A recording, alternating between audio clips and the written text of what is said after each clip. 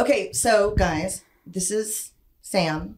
Do you still go by Sam or Samantha? I go by my parents call me Samantha. Most of my coworkers and friends call me Sam still. Okay. Yeah. So Sam is the only person I've had on the show so far that actually saw me fucking loaded. Not homeless loaded, but, well, I was about to be homeless. Right. And actually, you homeless loaded in Pozole. Did you see me over there? I picked you up and took you to a job interview. That was when you had just got fired from the studio you were busting it to. Yeah. And then you took my class. And I took I almost died. Yeah. Been scared of spin instructors ever since. So no big deal there. You should take another one. Where you could kill me. Absolutely. Absolutely. You did great. That's right. I guess you did see me. So I did see you. And it was, I'm sure we'll get into it a little bit, but it was a different sight knowing you from who we were in recovery and in treatment. And then that was before you had got back into docs. Yeah. Right, yeah. Right. So from that, seeing me like that, tell me your thoughts as you drove to my house today. Well, I asked you for the address. You sent it to me and I'm all, Santa Leo, like proper? Okay, Janine. Like, remembering that we were in a county funded program together. We were in a sober living together that was not like to the nines. I mean, we had friends who lived less than a mile away in like mansion style housing, and it was pulling up here. I was like, okay, girl, gate code. Like, okay, Janine. Yeah. Okay, this is my girl right here. Like, it gives me hope that like I'll be able to get, right, you know, a house. And it's something that even I just talked to my dad about fairly recently. We were going back and forth about my credit and like goals. And I said something, I was like, it's not like I can afford to live, I can't buy a house in San Diego. And he was like, well, way to be positive about it. He's like, you know, your mom and I bought a house in San Diego 30 years ago. No, actually, Jacob's 14. They bought it about 12 years ago. Okay. Yeah. I agree with your dad. You want to be positive, but I will say there's a bit of a generational change for us in terms of like interest rates, mortgage, and cost around here. You know, Skylar and I are facing the same thing. But the reason I'm not trying to have like a humble brag, like, oh, Sam, tell us about my nice neighborhood. Right. The reason I'm bringing that up is because like what you just said, and it's almost sometimes hard for people to believe me now, which is why it's important to me to have you on. Right. We were from the worst of the worst. Absolutely. Of the worst. I did not go to a nice rehab. No. We had $0. No. No one helped me get a car. We were on food stamps. We had the welfare phone. Yep. And if we had a phone. If we had a phone, which I usually didn't. You know, they give the Obama phone now. Right. But we didn't have that. Not when we were first getting, not the first time not the first time that I really that you got sober. Yeah. The first time I really put forth effort into getting clean. Right. And I just didn't think, and I was older, I was 35 when I finally fucking did it. Right. And I just didn't think that I would ever live any other way than as a broke junkie, just like kind of trying to get clean. Maybe getting 30, 60 days here. 92, right? 94 was the most I ever got. And I remember you were there. I fucking used again anyways. Right. I remember that. Because we were at Docs together. Yeah. And oh no, I was at FRC when that happened. At Docs, when you knew me at Docs, that was when I was clean the whole time. I never used again there. I did in the past. Right. But when you and I were there, I never used again. So I was in the doghouse in the beginning of January. That guy's doghouse in the backyard in Pozole. Right. And then I got to Docs on like January 10th or something. I went out to my buddy's house and came back. And then I never used again. Okay. So from that time forward, I didn't. But I certainly had in the past. Right. Before we get into all that stuff, because I also really, is it okay that I say that you peed for me? Is that okay now? Absolutely. Okay. All right. Okay, cool. Because this was a very long time ago. Right. So my audience has heard the story of, so I would live in sober livings or I would live in rehab and I could pass a piss test no matter what.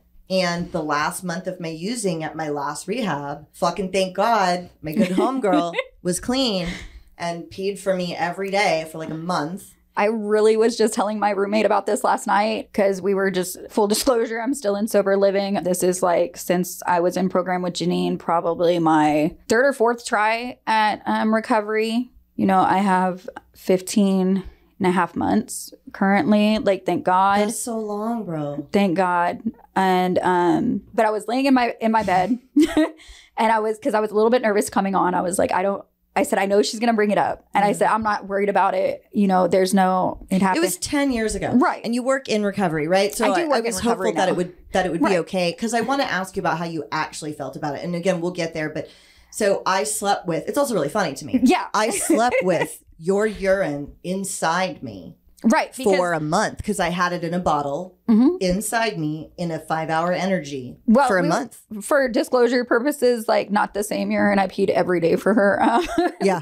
It wasn't the same urine for 30 days. That wouldn't work. Oh, right. Yeah. No, it was new pee every single day. And so what had happened was Janine and I shared a room and it was a 2-person room and there was a dresser between us. And one day we were laying in bed just talking. I don't know what we were doing. We were just talking. And Janine was nodding out. And I would like looked over. Yeah. And I looked over at you. I was like, bro, are you okay? And you said something to me. And like, I think prior to that, because we've talked about it before, like prior to that, you didn't think that I was an IV user. And like, I didn't know how to hide things like that. Yeah. And I looked directly at the spot that you had been hitting on your ankle. And I was like, dude, we got to do something. We were pretty high up in our communities. We were the highest you could be at that place. I mean, we were.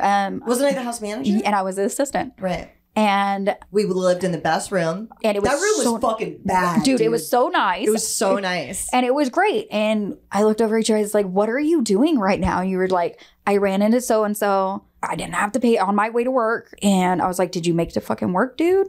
No. And you told me no. And that was I was like, you got to get it together. We had just finished our job training. You had got a job back in the studio.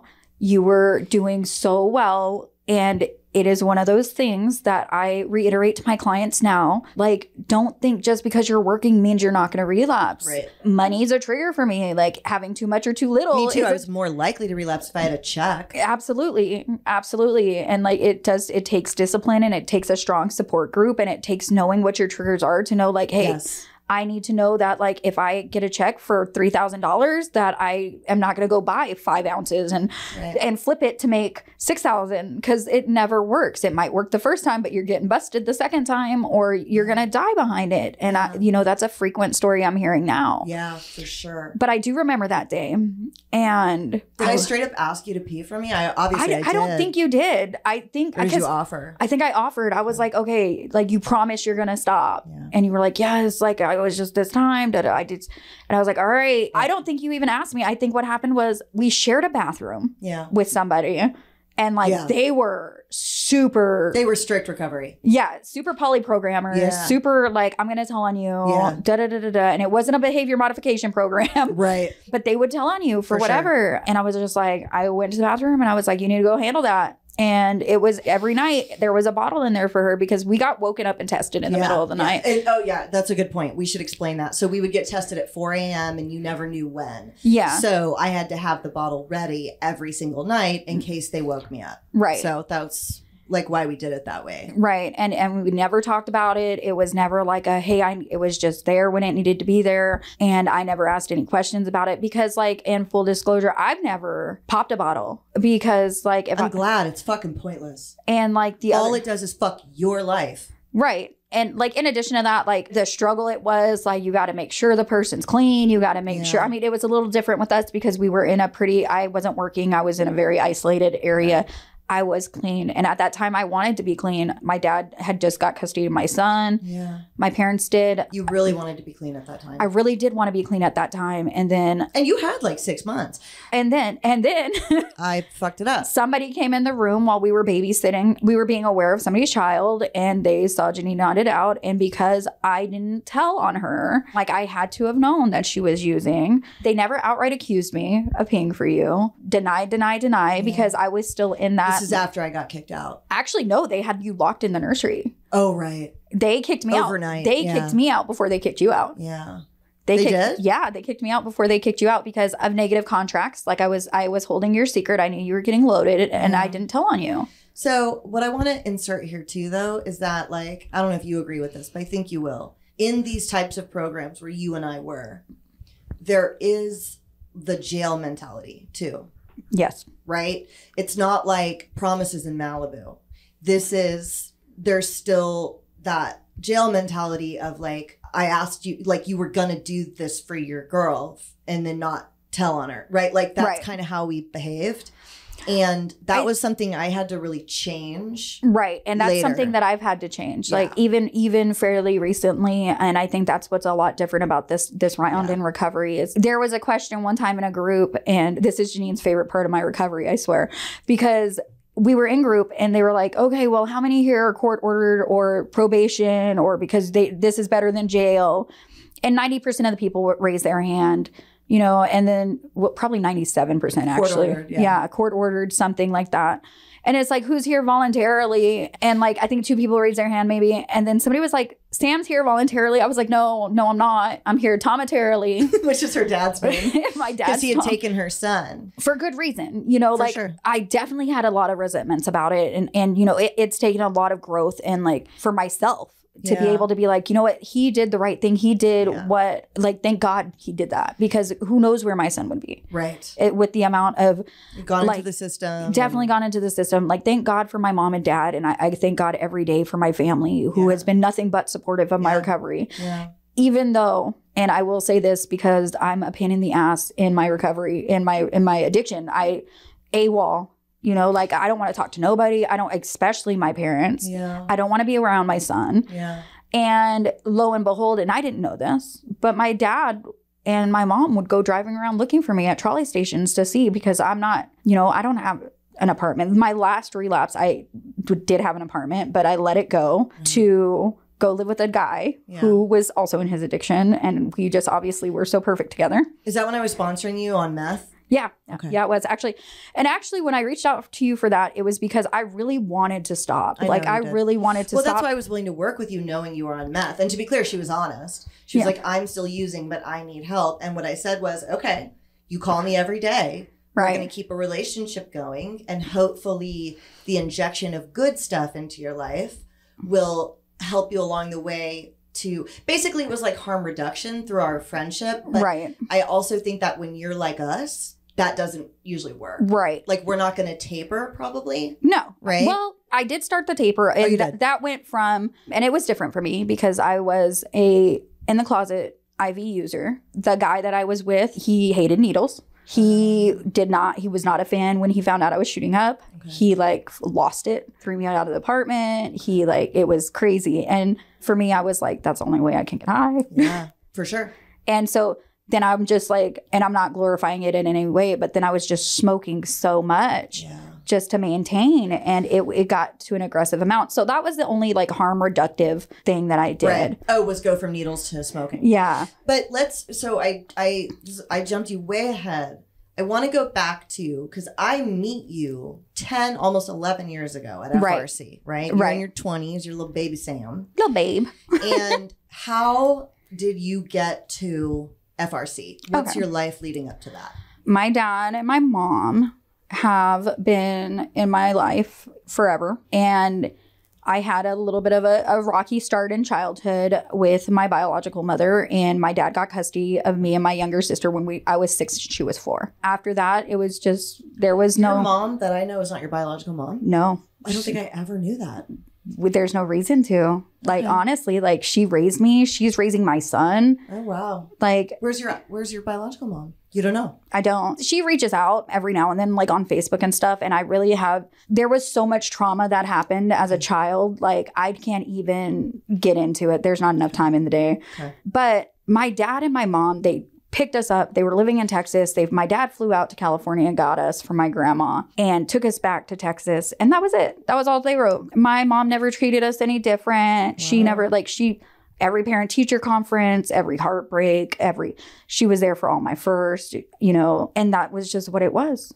My mom loved us and did the best that she could with us. My dad was in his addiction. He wasn't like flaunting it. It wasn't like everybody knew or like we didn't know. Let me say it like that. He was a meth addict, right? No, he was a heroin addict. Oh, that's right. Okay. He was a heroin addict. And well, I'm sure he did meth, cocaine, whatever he could get his hands on.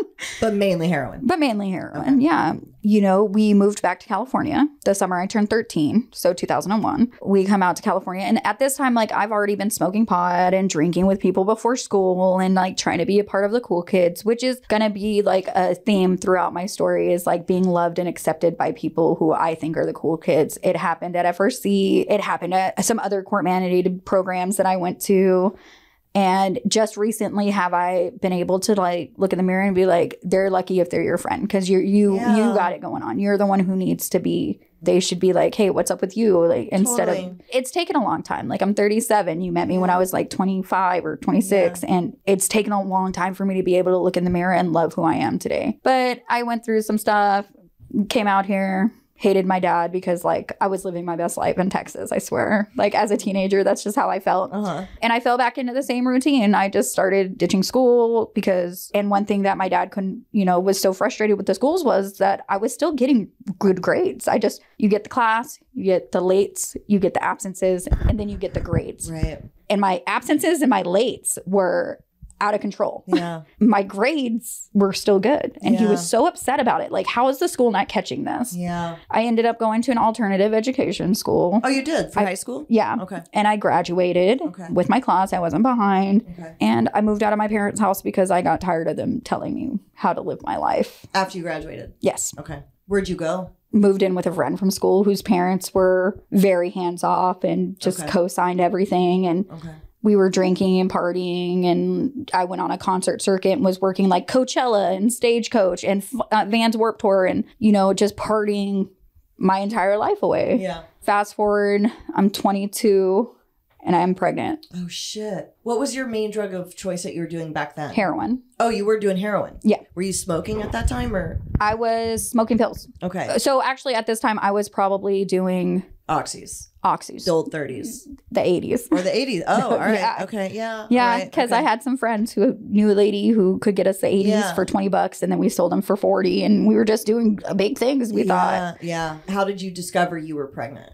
They discovered I was pregnant. My two really good friends who I absolutely I miss, unfortunately, they passed away because of the disease of overdose. They both overdosed 6 months apart. Oh, wow. Yeah. In Recently? 2012. And the transition from pills to heroin was quick. Yeah.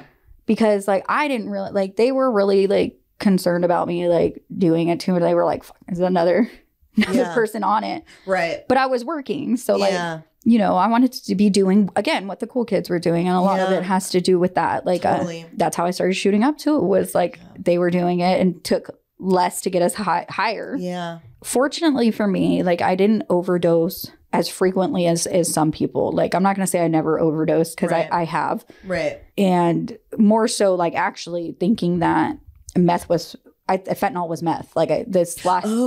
This last round, actually, I overdosed. Right, because fentanyl is white powder, huh? Yep. Oh, shit. And I just thought that's a different story. But that's how I really got into it. And aside from the ecstasy and the party drugs, but heroin was where I was at. I just wanted to, and I was strung out when I found out I was pregnant. Shit. Did you just realize I've missed my period? No, or how did you? Because I thought that was normal. Which it is when you're on heroin. Yeah. For the most part. Yeah. But one of my friends, Kevin, was like, hey, left you something in the bathroom. It was my birthday. It was my 22nd birthday. He's like, I left you something in the bathroom. Go ahead and handle that. And then you can get well. What made him think, and it was a pregnancy test. Oh, yeah. What made him think you were pregnant? Do you know? I have no idea. Oh, I think he just... Okay. Yeah. I've never seen something turn positive as fast as I've seen a pregnancy test. And I took several more and I waited to tell my parents because I didn't know what to do. And did you have a relationship with Jacob's dad? We had been together. He just did his first term in prison. And so we were together since then, but he didn't know my parents. It wasn't Did you tell him? I did. Okay. What did he want you to do? He didn't believe it was his. Okay. Right. Right. Sure. Yeah. Who have I been sleeping with? And I'm like, well, since you're living in my apartment, nobody, and he's not involved now. He's never been involved. Okay. I'm very blessed. Like I said, my family's been fantastic. They Jacob has asked me about his dad one time. Okay. And I was in a program. We were at the park and my whole family was there. I remember my mom, my dad, my two sisters, my brother, and my grandma. Oh, shit. I was at a county funded program and it was my very first pass. And they took me to Balboa Park to a little playground thing. And he's like, Mommy, can I ask you something? And I was like, yeah, of course. And I totally was ready for anything else in the world. He's like, who's my dad? Where is he at? And I was just like, what'd you say? I looked at my dad. I was like, what am I supposed to say to him? My dad said, well, be honest. Okay. And I said, his name is and he is sick like I am. And he doesn't want to get well. And I don't know where he's at right now. I haven't talked to him. And I'm sorry. And he was just like, okay, can we play soccer? And just, wow, that's crazy. like, that was it. How old is Jacob now? 14. He turned 14 in March. Okay. Yeah. So did you consider terminating the pregnancy? I did, but I didn't. Like, I did because, like, I was strung out. And, like, by the time that I was ready to, I was too far along, and I had several appointments, but then I hadn't told my parents. And then I went and told my parents, and like, they were nothing but supportive. And, really? Yeah. Okay, and right. I even moved back home with them, and then I stopped, you know, like, I had to get right because I couldn't be pregnant and using. Did you kick pregnant, or did you do methadone? How did you get off heroin? I tapered. Okay. I tapered. Just on your own? The doctors were aware of it. Okay. A heroin taper. You just slowly got off. Yeah, but that was already by the time I had moved in with my parents. I was off of it. And Jacob's totally fine, right? He was not born pause toxin. He doesn't have any. Jacob was fine, as far as I know. I had a lot of reactions with the Pitocin and the epidural. So I was actually in a medically induced coma for, I believe, 5 days. Okay. When I came to, I had been intubated and handcuffed and leg cuffed to the bed because I kept trying to rip it out. And so I don't remember a lot of that first little bit. I do remember I woke up and I was heated that they wouldn't let me go see him. They were like, oh, you have morphine in your system. We can't let you see him. And I was like, you guys put the... From them. Right. Okay. So you weren't using when he was born? No. Okay. No. All right. Okay. He was fine. Okay. He was in NICU. They cleared him because I did go early with him. Okay. And he was just perfect. He was a perfect little baby. That was one of the things that surprised me at FRC. All of the babies were healthy, and all of the moms had used while pregnant. Right. Sometimes up until birth. And so obviously that's not a good idea. I'm not suggesting you would do that. But if you're fearful, all those kids were okay. There was one kid, I'm not going to say the name here. There was one kid that was really oddly aggressive. Right. You know who I'm talking about? Yes, I do. But seemed fine mentally and stuff, but was real aggressive with one other baby in particular. Right. Right. And I remember telling my mom about that. And she said, oh, well, there's your effect. Did the mom do meth? And I said, yeah. And she said, she's probably going to have ADHD. There's like a quicker trigger or something. But the kid was like developmentally normal. Just had that weird aggression. Right. And as far as we can tell, Jacob he's 14. You know now. He's perfect. Yeah. Like, I mean, he's the sweetest kid you'll ever meet in your life. He's fantastic. Yeah. He's a lover for sure. And he's, not to say like he's got issues, but those are my issues. Like, yeah. Okay. So after he was born, I started using pretty quickly after he was born. And you all went back and lived with your parents, right? Yes. Okay. Yeah. How soon did you start using again? Do you remember? I want to say it was probably March, probably before Christmas. So within 6 months. Yeah, 6 or 9 months. Okay. I think. And then, my dad found out I was using, and then he kicked me out.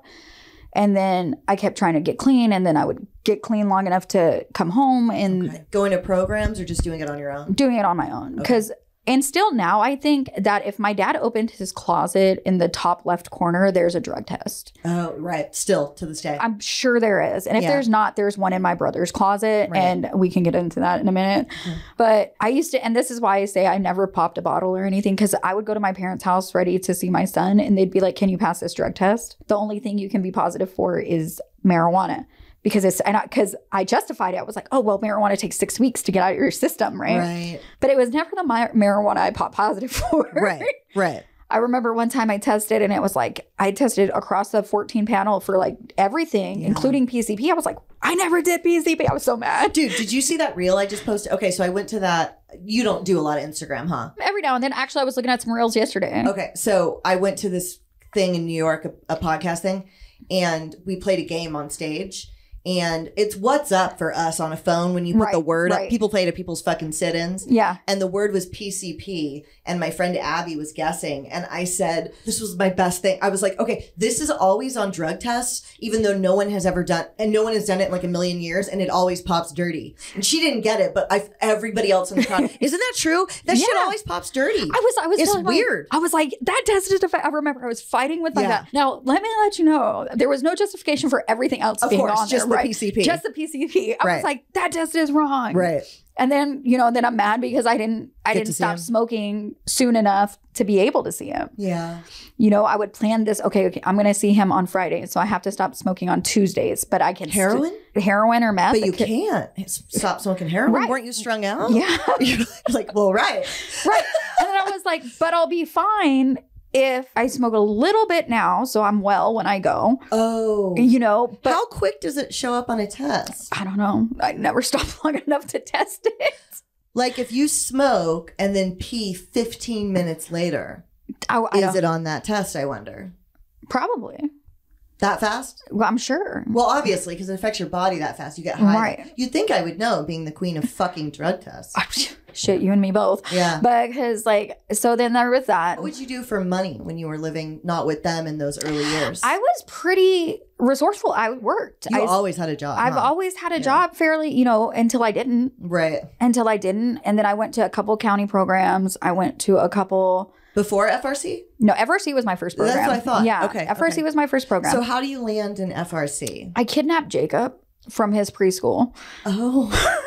And I know I've told this story. I remember that. I've told this story till right now. Tell the story again. I've told this story at FRC. Holy shit. So my dad had kicked me out because I was using.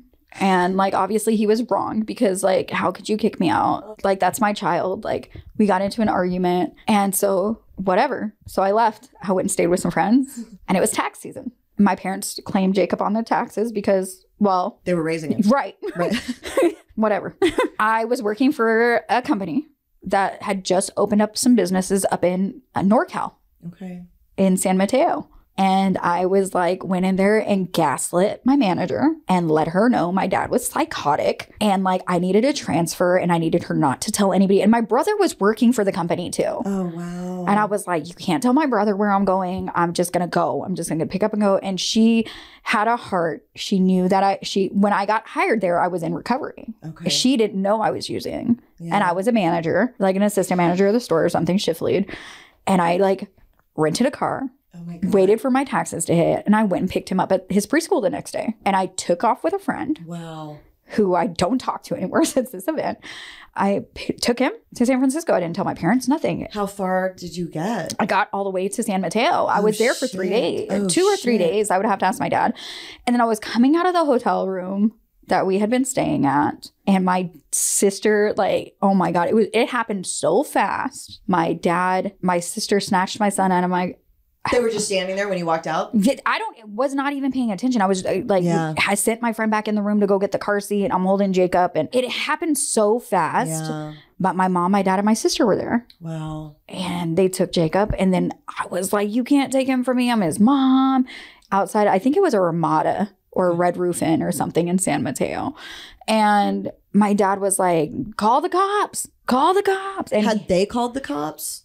I think my friend... No, it's your dad. I'm sure he didn't. Well... Or would he have? At that time, I think he probably would have. But I don't think he's the one that called the cops. I think he had the guy that I had come up there with. Okay. And he was like, if you want him, call the cops. And the cops came. And it was a holiday weekend. Was there any paperwork for them to have Jacob? Not at this point, no. All right. Okay. Not at this point. So that's why there was like a little bit of a question or whatever. Okay. Right. Okay. So technically it wasn't kidnapping. It's why they didn't press charges. It was. I hear you. But it was. But it was. Yeah. It was. He I wasn't had in your no custody. right. Yeah. I had no right. Like my mom had been the one dropping him off and picking him up from preschool. Like they had been raising him already at this point. I'm like in and out of his life. How old was he? He was 3.5 or 4. Okay. So they'd had him a while. Yeah. Yeah. And like I was just there when I wasn't using, and it was inconsistent at this point. And I want to be like, oh, it's such a good mom. I wasn't though, and so they took him back to San Diego. The cops came out. They were just like, hey, well, if you want to fight this, like he's going into what their version of Polinsky would be. Like, so they were going to take him into child services. Oh no. And my mom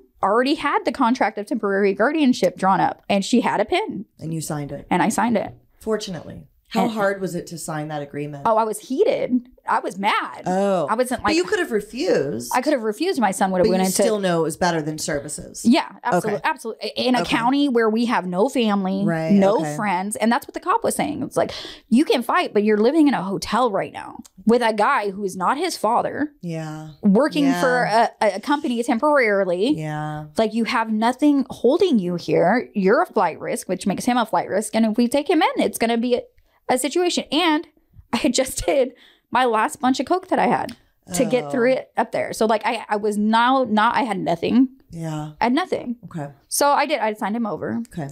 And everybody, and I don't know, maybe you'll be able to relate to this. People who now ask me, why don't you get custody back of him? For me to have to explain, like, if I took him, because I traumatized him. Yeah. He would be crying for my dad and my mom at night when we would go to sleep because that's the only home he's ever known. Yeah. And they're like, why don't you take him now? Like, why would I? Right. No, actually, how could you take him now is the right question. Like, but it's really amazing to me that you have the accountability and the insight and the selflessness to say that now. Today. Right. Today. Right. It has not always been like this, to be honest. Like I've held a lot of resentments. Even when I was in FRC, I was so resentful. Yeah. So coming back down from there, like I had a rental car that I still hadn't turned in because you know me. Coming back down, stayed in LA with my friend's family for a couple weeks and then came back down. And then my dad was like, if you don't get into a treatment program, you're never going to see him again. And then I called FRC. I called everywhere. Yeah. FRC finally had a bed for me. I went up there. And you were not CPS involved, right? No. It was voluntary. Okay. Voluntary. Taumatarily. Shout out to Dad. But we went. At that time, it was like a 9-month program. Yeah. Mm-hmm. And when we went. Yeah. When we went. Now it's like a 6-month program or 30-day program. No, I think it's like 90 days at the most. Oh, is it? Yeah. Unless they redo it, right? They shortened it a lot. Yeah. It was great that it was 9 months. Right. Didn't it feel, to me, maybe not to you, to me, that was like a fucking prison sentence. But when I look back now, man, I wasn't doing shit anyways. Right. And I got to live there for 9 months. Remember how nice it was? We had our own duvets. Dolores changed everything. Right. But when we first got there. Right. And that was the thing too, is Dolores was changing everything right when all of our stuff happened. Yeah. So go to FRC, I get into some parenting classes, and then like I'm 100% mom of the year. Like swear. I was already there, right? Yes. Okay. You were there. There were a couple other girls there. And they used to call you guys the mean girls because you guys were all very pretty and very popular with everybody. And that was another situation where I just wanted to be cool. I wanted to fit in. And like now the kids these days have the term duff, and it's the designated ugly fat friend. And it wasn't, we didn't have that back then. Sam. What? I'm just telling you. But back then that's how it felt. Like it was like, okay, but I do remember you very much pursued us. Right. Yeah. Right. And it was just like, I think. And we took advantage of you. At times, yeah. And then I think that you were probably... But not really. I really loved you and thought you were so funny. And that's what And so did Sarah, and so did Courtney, and so did Ashley. Yeah. And so now Now I've just blown all of their anonymity. I know. That wasn't me, guys. It doesn't matter. I think they're all okay with it. Sarah definitely is. I've actually asked Sarah to do the show. Oh, really? Mm-hmm. Yeah. I want her to tell the story about giving birth while handcuffed. Yeah, that's crazy. I know. Like... But... Yeah. But so, yes, because you guys were like the cool kids. But I... didn't look like you guys. You guys were all very thin, even in recovery. You guys were very like you guys had like this sense of like you guys knew who you were, and I didn't have that. Sarah had her son. Yeah. With her. Yeah. And everybody else just was just like, this is what happened. Or they were like way hardcore, or like I was like, I was like a closet user. Like I just got caught. My dad just caught me. Like I don't really have a problem. My dad's the one with the problem. Like he doesn't like me using. Oh, so you didn't think you were an addict, really? Well, no, like it wasn't that I didn't think I was an addict. I just had like the thought that you thought you should be able to have your son. Right. Because I knew a lot of people who were addicts who had their kids. Right. And like that was where my resentment was building. In hindsight, thank God, because immediately following, so we go through it and then we get really close. And I get really close with a couple of the girls. We do floors and trash. And that's when you and I really actually like we all had house chores. Janine was... I fucking forgot about floors and trash right now, bro. Yes. In the kitchen. Yep. We did floors and trash in the kitchen. We cleaned up after... Chow. Yep. After chow. And it was funny because the other night I was doing floors and trash at the detox I work at now. And I was like... Remember Double Scrub? Yes. Oh, remember, you're still living it, I guess. Yeah. Double Scrub days. Yes. Every other Sunday. Yeah. And we became roommates somehow, which was very cool. Because after we moved up our like chore chart or whatever, however it's called. You get better rooms. You get better rooms. Not only that, like we were childrenless and we weren't weren't getting child visits because this facility is one of the few facilities in San Diego that you can have women with children. Yeah.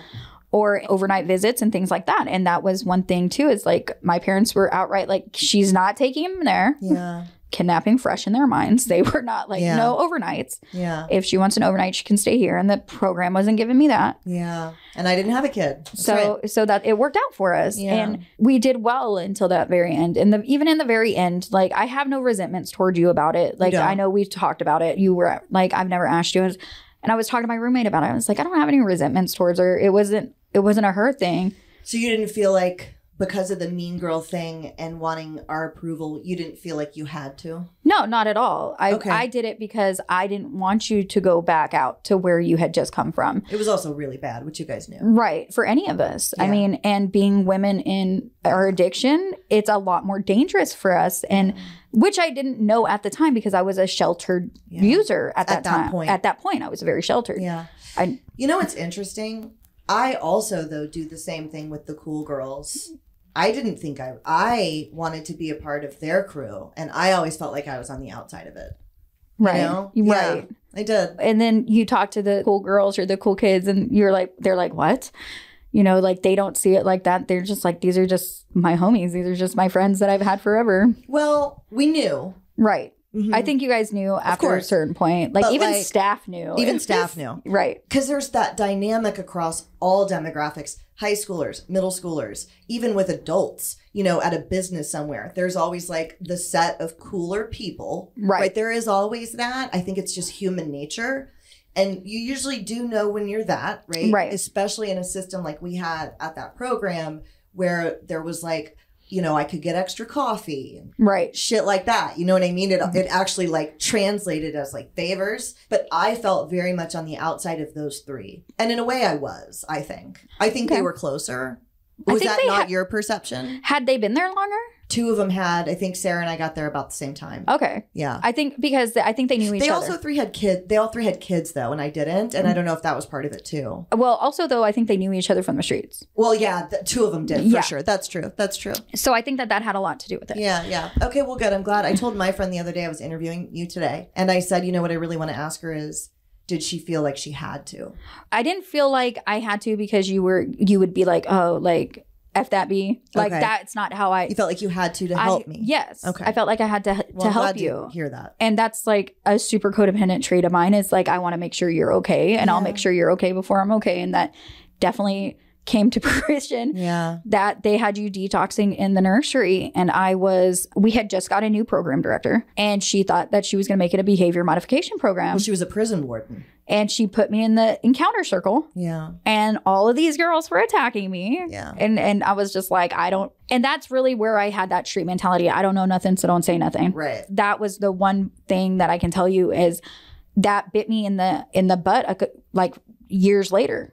That moment with me? Because of me? Oh, no, that mentality. That mentality. Yeah. I got kicked out of another program because I wouldn't say anything. So let me ask you this, though. In that treatment program at FRC, though, I feel like, because you and I were close to graduating, I feel like you thrived and you were doing all the recovery things. Right. Were you just clean and so doing better? Or were you doing step work? Did you have a sponsor? I did have a sponsor. I was doing step work. I was going to meetings. I was going to good meetings. Yeah. With good recovery. And what happened was after I transitioned out of the house, it was a forced transition. So I wasn't graduated, but it was a forced transition. But you were in there sober living or no? No, I went to docs. I think that you told me to go to, where did I go after that? I got kicked out in October.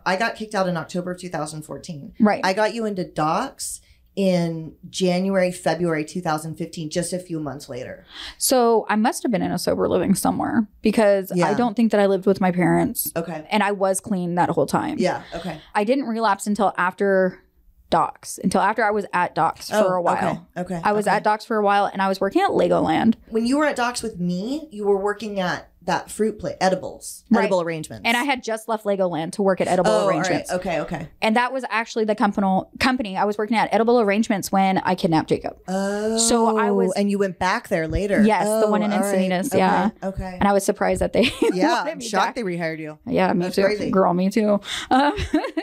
So what made you relapse after you left FRC? Money.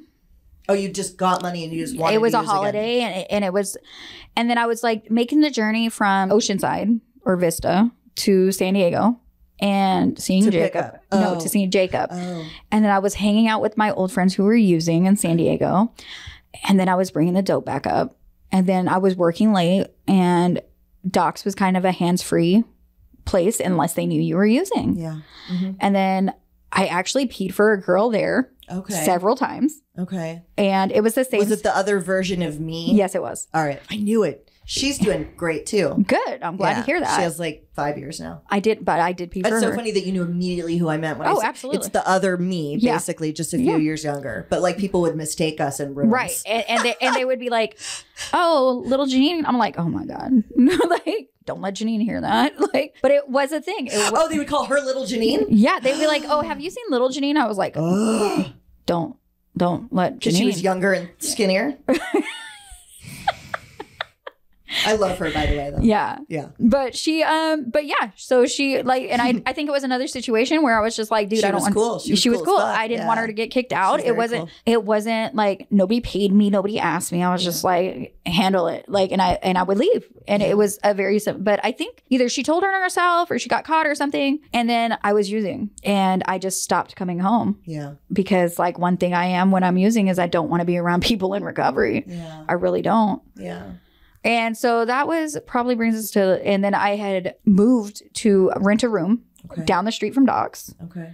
And I was just using, like, they didn't know, I'm like in my room with like candles. Yeah. So they don't hear the lighter. And I'm just smoking speed. Like my clean date from opiates is October 17th of 2017. Oh, okay. Yeah. So I have been off opiates for a little bit. Okay. And I have been now, so since FRC, I've been arrested maybe 10 times. Shit. For what stuff? What kind of charges? Fraud. Oh, really? Of credit cards? Credit cards, IDs, people's checks.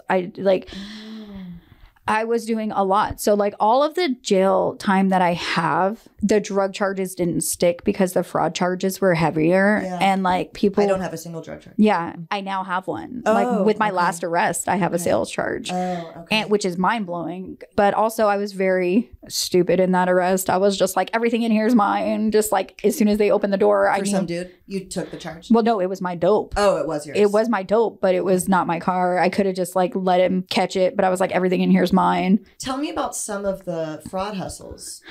So back in the day, like when I first started, it was buying the cards off the dark net and just being able to like, and that's how I. You just buy numbers. Yeah, you just buy numbers. Did you have a reader, writer, printer? I did later. Okay. Not right in the beginning. Okay. And I would just like buy rooms or order stuff online. Oh, all right. You know, because like I can't live at my parents' house while I'm getting high. I can't afford my own place. So that goes back and forth. I remember you had a car. I had a car and the engine blew on it. And that was a car that my family gave me. Actually, my parents gave it to me because I was doing well. At FRC. Right. Yeah. And I was just so excited to have a car again. But then I just like ran it into the road and take it to oil changes and stuff. And since then, that's like something even that I've been really adamant about, like taking care of my vehicles. Me too. Yeah. Me too. And this last run was, I had a car. Oh my God, dude. I had been doing well. So fast forward, I get into drug court. Okay. Right. So what's the charge that gets you into drug? Well, I got two questions. One, what is, if there is any, is there like a crazy arrest where they had to chase you down or keep you in a hotel room? Nothing like that. How would you get busted? Oh, using hotel. Okay. You'd be in the room of the fake card? Yeah. Just so you guys know, like anybody doing fraud, don't do it in North County. They literally, the cops up here have nothing better to do than to go check hotels. Yeah. No, or check hotels. You know, I was staying at the Cape Ray Hilton. Okay. Where's that? Carlsbad? Yeah. Okay. Right there on the bay. That's a nice one. Yeah. Okay. Yeah. Yeah. You know what you don't want to do is run up the room service bill and go for couples massages and go to the salon on a stolen card. Yeah. That's what you don't want to do. And I opened the door thinking it was room service and there were like 15 cops out there. Oh no. I went to Vista Jail. And there's no point for me, like if the cops are there, like there's no point in me running. No. Number one, even in my addiction, I'm pretty thick. I am not a runner. Like that's not something I'm like, hey, I ran from the cop. No, I didn't. I just am very compliant because I don't want to get tased. You know, I don't want to get shot. Nothing like that. I'm super compliant. And I think, I think at that time I was cool with it. Yeah. I ended up bailing out. I called somebody and they bailed me out because I had money at their house. Like I was slinging dope. I had money, but I didn't want to use my own money to stay in a hotel. That's not what I wanted to happen. Okay, all right. Yeah. I get you. So, because I was like that. I was like that really for a long time. Yeah. Why use my money when I can use yours? Yeah. And that's a bad way to think. Yeah. So I bail out. I miss court, obviously. Okay. And then I get arrested in El Cajon at a hotel. And the marshals are there and they take me into custody. And because I have dope in the car, every time I get arrested with drugs. Okay. But the drug charges, it doesn't really hold a lot of weight as the fraud charges do. Okay. So like, of course, I'm like, at this time, I'm not making IDs or anything at this time. Okay. What I'm doing though is using cards to pay for it online and then checking under my own name. Oh, yeah, okay. Like not smart kid stuff right there. But you also get to a point where you don't really care, right? Like, right. Like I need to take a shower. Like I want to be somewhere safe where I might get busted. But I remember one time we were so sick, I cashed a check. I printed a fake check in my own name. Yeah. Because I was like, fuck it, dude. I didn't have a fake ID that day. I didn't have one on me. Right. And so I just cashed in my own name. It's the one commercial burglary charge I still have. Right. I just did in my own fucking name. And it wasn't out of stupidity. It was out of desperation. Right. And that's one thing too, is like I would open up. So I'm 37 years old and the only bank account that I can have is a prepaid ADP account that my job directly pays on that card because there's no bank in San Diego that I haven't. Have you tried Front Wave Credit Union? I have not. So Front Wave Credit Union, because I was in the same boat, fucking so embarrassed, can't get a card. I couldn't even get an Amazon account because I didn't have a card, nothing. Yeah. And Front Wave did a baby account, like a limited account, like a junior account. Yeah. I was able to start there. Okay. So maybe try them because a credit union is local. Right. So maybe try them. Well, there is a credit union in San Diego. It's called the Self-Help Credit Union. Okay. And so I went down there and I talked to them. They gave me a savings account and a savings account debit card. So I can't actually use it anywhere. Oh, okay. But I will look into it because I need like an adult. You need a regular account. But also you have time to do all that. You will, because your name is in check systems or whatever. Right. That will start to fall off. Right. And it's something like it's embarrassing. I talk to embarrassing. I hate it so much. I talked to my mom about it, and I'm just like, I can't believe I can't get a bank account at like this. I know. My parents wrote me a check yesterday to help me out to get a car because my car just fell apart. And I'm super blessed that my parents were able to help me out. And they wrote me a check and I went to the bank to cash it. And they were just like, I was like, you can call it. My mom knows. It wasn't one of those things either. Like you've been there to cash checks, right? Yeah, uh-huh. And you know how awkward it is for like that first 32 seconds. You're just like, oh my God, is this going to go through? Of course. And like, I to know. This day, I remember totally. I still have anxiety going to the bank. Me too. Every time I go to the bank, I think they're going to think I'm full of shit. I pulled all of our money out when Skylar started using. We had a bunch of money in a Wells Fargo account from selling our business. Right. And I went and took it all out. And it was enough. A lot. And I was like, there's no way they're going to let me take out cash. It's me. And I got up and my name was on it. And I was clearing our savings account. Right. And I asked for all of it. And she kind of looked at me and went and got it. And I realized later, they probably think I'm just cleaning out my husband. Right. Which is true. But because he cheated on me or something and I'm leaving him. You know what I mean? Because she had a funny face. And in the moment, I was like, I don't know what still shows on my record or whatever. Do you think this isn't me? I'm like holding my passport and my driver's license, Oh, but you have a passport. Very good. I do. Very yes, good. I do. Yeah. Can you believe Skylar took me to Mexico in 2017. I get a passport. Look at you. I know. All grown Can you believe up. that? I can leave the country and everything. That's crazy. Not me. I can't leave the county. This was a little north for me. I'm like, don't miss that exit. No. So I am still on probation. I just reissued. So what was the drug court charge? The drug court charge was that hotel? The drug court charge was at that hotel. Nope. So that charge for the hotel in Carlsbad, they actually gave me a program that I transitioned from and I did great. And then I went to go pick up my bag from the police department and my my go kit was still in there. Oh. And so I just went to the bathroom across the street, did a shot, and I was off and running again. Yeah. I was like, how do you forget to take the drugs out of the purse? Yeah. So obviously that wasn't my fault. That was the police department's fault. Clearly. And then, I hit the ground running on that one. And I was working. When I'm programming, I do really well. And this last time, so drug court, I did drug court 2 years. I was clean for a year after that. I moved into a really nice apartment with my brother as a roommate. He will never do that again. Sorry, Brandon. Because I relapsed.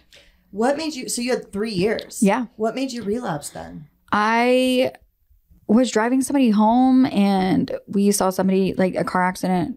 Somebody did a hit and run in front of us and we jumped out of the car and like I seen this lady take, it was a lot. There was like, and that upset you so badly? Like I just stopped sleeping. And after you saw that? Yeah. Like I saw her take her last breath. I called. Oh, she died in front of you? She died in front of me. Like the cops were like really rude to us. They were like looking at our car to see if I had did the hit and run, and they kept it like me and my friends separated. There was a lot of drama behind that one. And weird. I didn't relapse like immediately after that. I had been working 2 jobs.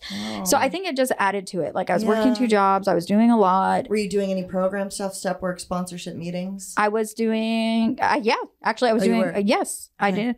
So then I relapsed. My brother caught me. He called my friend, or this person who I thought was my friend. And he told her like, hey, I think Sam's using, I don't know what to do. And then they took it back to drug court because I was like really big part. And this is during I remember you posting on Facebook.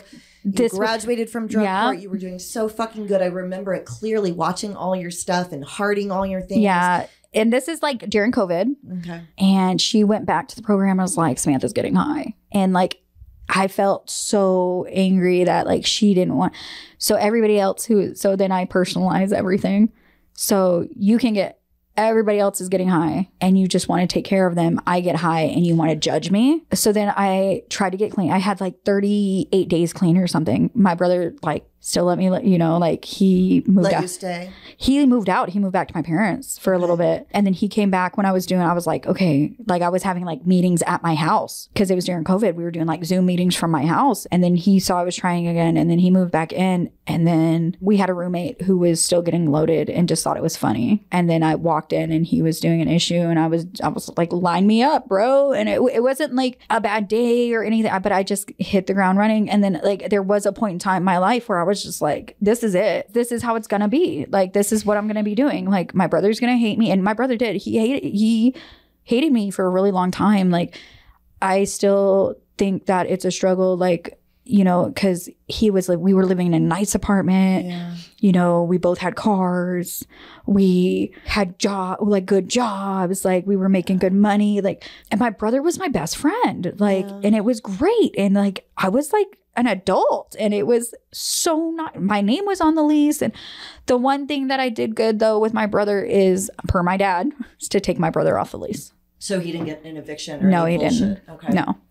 I currently owe that company $45,000. You do? Yeah. Okay. Well, Yeah. Yeah. So you'll get there with the credit and stuff. Yes, you really will.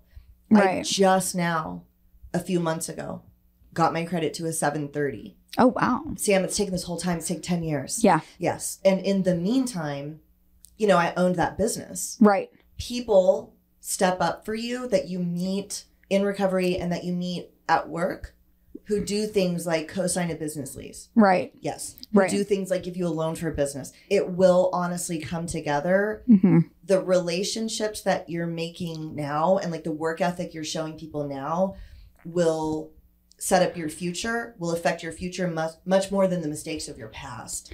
Right. And I know that's so hard to believe right now, but that's how I had a client offer to co-sign the lease on my business. And you know what I mean? I couldn't have done any of that shit either, And I have those people in my life and I'm seeing that now, but I didn't see that before. Of course, yeah. And I want to give you every excuse. Like that's the one thing is I could give you every excuse why I got high, why I did this, why I did that. And it was because I wanted to. Yeah. It was because that's what I wanted, and I had custody of Jacob every weekend. Like I'd pick him up, he'd come to the house, we'd hang out. Like it wasn't anything, there was nothing wrong. So, at that time that me and my brother were sharing an apartment, my son would come over on the weekends. I even picked up his friend and we would have slumber parties and and there were pictures and like we had a pool and I was doing well. And and then for what? For that high? What? And I think about it now and people are like, well, at least you learned from it. I'm like, do you know how many times I've learned that very same lesson? Yeah. And then they're like, oh, you're so smart. And I'm like, not really. Not really in that aspect. And then that started a whole thing. And then I wasn't even staying there. And then I didn't meet this guy. I had known him from drug court. Okay. And he was literally the hottest thing in drug court. Everybody wanted to be with him. And he picked me. And I was like, okay. Yeah. And then we were doing fraud together, and we were making IDs, and we were doing all of these things together. And then we weren't like officially together, but we were together, and he wanted to see other people and I didn't want him to. And then I started seeing another guy, and that became really toxic really quickly. We got evicted. So then I moved in with him. We got evicted from that place because, you know, why would we pay rent? And we were living in a car. We were living in the car, and How long ago was this? A few years, right? Just like 2 years ago. Okay, this is your last run. This is the last run, yeah. Okay. I had seen my parents a couple of times because me and dude had got into a couple of altercations, and I've never called my dad for that before. It was like he didn't punch me, but you know, like it scared me, and I was like, I don't want to do this, but I couldn't stay at their house if I wasn't clean, you know. But I wasn't willing to give up the dope. Yeah. And that was probably like the dumbest decision I've ever made. And I've made some really unintelligent ones. But we got all this stuff in storage. So we have a storage, me and the dude. We have storage. We are staying in the car. We are staying at our friends. You know, one thing about me is if I'm not working a real job, I'm usually selling dope. Yeah. And so I can sustain my addiction for the most part. Yeah. Plus I was doing fraud. Plus I was doing like all of these other things. And it was one of those things that it was just like, he was like, what are you doing? I'm like, well, we're almost out of dope. We only have an ounce left. And he's like, for two people, that's a lot. I was like, it is until it isn't. Right. And so we go drop something off at the mall, and we get pulled over parked. How does that happen? So we're parked. The truck that we're in doesn't have any plates, so they think it's stolen, but it's not. Okay. It's just not. It doesn't have any plates. We bought it at the auction. Okay. And they arrest us. Did they find the dope? Oh, yeah. Okay, so they arrest you for possession. Yeah, it wasn't hidden. Oh, no. It was in my purse. Okay. And you're both on probation, so you can be searched, right? Right. Okay. You're also probably a fourth waiver, too, Oh, right? yeah. Okay. Yeah, I don't know, fourth waiver. I didn't even. You've been a fourth waiver forever, probably. Well, I was off probation for a year. Oh, after drug court? Yeah, actually for almost 2 years. The case at the where we had got pulled over parked is I got put back on probation. Oh, okay. So they left us in jail. We got out on our court date, OR'd. He chose to fight the case. I was just like, give me 2 years probation, whatever. Like I'll sign for the probation. I'm not tripping. Because at least if I'm on probation, then I have to be good, right? Like, or he's. So that does actually work for you? Mostly. Okay. Yeah, it does. Okay. But then they put me on summary probation, so they don't care. So there's no testing or anything? Yeah. So then I was just like, whatever. And then what happened? We got arrested again. Like we got arrested like 3 times in like a very short period of time. Are you ever staying at Las Colinas, or are you just doing holding and leaving? No, I'm staying. I'm staying in the detox. Now there's a detox dorm. I don't know if at Las Colinas? Yes. Oh, shit. Let me tell you. So if you go in, so I don't know if you know this, that when you get arrested now, they drug test you. Oh, no. Yeah, they make you pee test. They just gave me pregnancy tests. They pregnancy test you now, and they that's crazy. And if you are a woman, because I have asked the guys and they don't have the same options, there is a detox dorm. Oh, wow. And you go to a detox dorm and they give you Gatorade. Oh, shit. And Librium, probably. Oh, yeah. No, I was messed up. Damn, dude, that would have worked for me. Dude. Listen, some of these progressive advancements are really helpful, bro. Yeah. Yeah, man. Yeah. So I went into the detox dorm. I don't remember anything until they woke me up for court. I go, they OR'd us, we get out. And that happened like 3 times, I think. Okay. And we're sitting. So now fast forward to like, now I have 3 open cases. And it's like, I don't know, maybe it's July 2nd of 2013 is what day it is. I don't know what day of the week 2023. 2023. Thank you. And we're sitting in a parking lot in Spring Valley and we're arguing. And he says to me, and mind you, like we've been doing this now for 3 or 4 years, like 3 years at this time. And he's never met my family, but I speak very highly of my family. And in the midst of this, like last year, my dad, he reached out to me when I was still using, and he was like, hey, I need some help. Like, I have a really bad drinking problem. I need some help. Your dad said My that? dad. Okay. Right. Okay. So I guess I should ask you no, you were seeing Jacob after the drug court period. But when you disappear and use, obviously you're not seeing him during those times. Right. And it's not because my parents, and like, to be clear, it's not because my parents are like, you can't see him. You don't want to see him. I don't want to see anybody while I'm using, especially my parents. No, I totally understand that. But I did see him for his birthday of 2023, and my dad was drinking a lot, and he reached out to me like about a week later. Okay. I was like, hey, I really need some help. Do you still know, and do you know somebody like that can help me get into a detox? And I was like, let me reach out. And there's a woman who has a detox who I've known for years and years and years. And every time I'm using, she always reaches out to me and is like, hey, when you're ready, let me know. I always have a bed for you. So I reach out to her. It's like, hey, I'm sorry to bother you. Because I feel like it was late. Like I could go back in my messages probably and look. And I was like, do you have a bed available for an alcohol detox? And she was like, for you, of course. I was like, actually, it's for my dad. She was like, does he have insurance? And I said, I don't know. Let me ask. And like I did. And my dad sent his insurance card and my dad did a detox and my dad's been sober since. Wow. And our relationship has never been better. Okay. And so on July 2nd, we're sitting there and dude looks at me and we're fighting, like arguing, like because I stole the torch or something. Yeah. It's in his pocket. And he ordered food. So he's going to pick up the food and he's like, you need to just call your dad, go home and get right. I'm tired of this shit. All right. So I'm sitting there and I'm Kim Kardashian ugly crying, right? And I text my dad. I was like, hey, is my mom or my brother busy? Can somebody come get me? Like, I'm ready. He's all, where are you? And I told him, and like, this is not a higher power working in my life. They were across the freeway at the shopping center.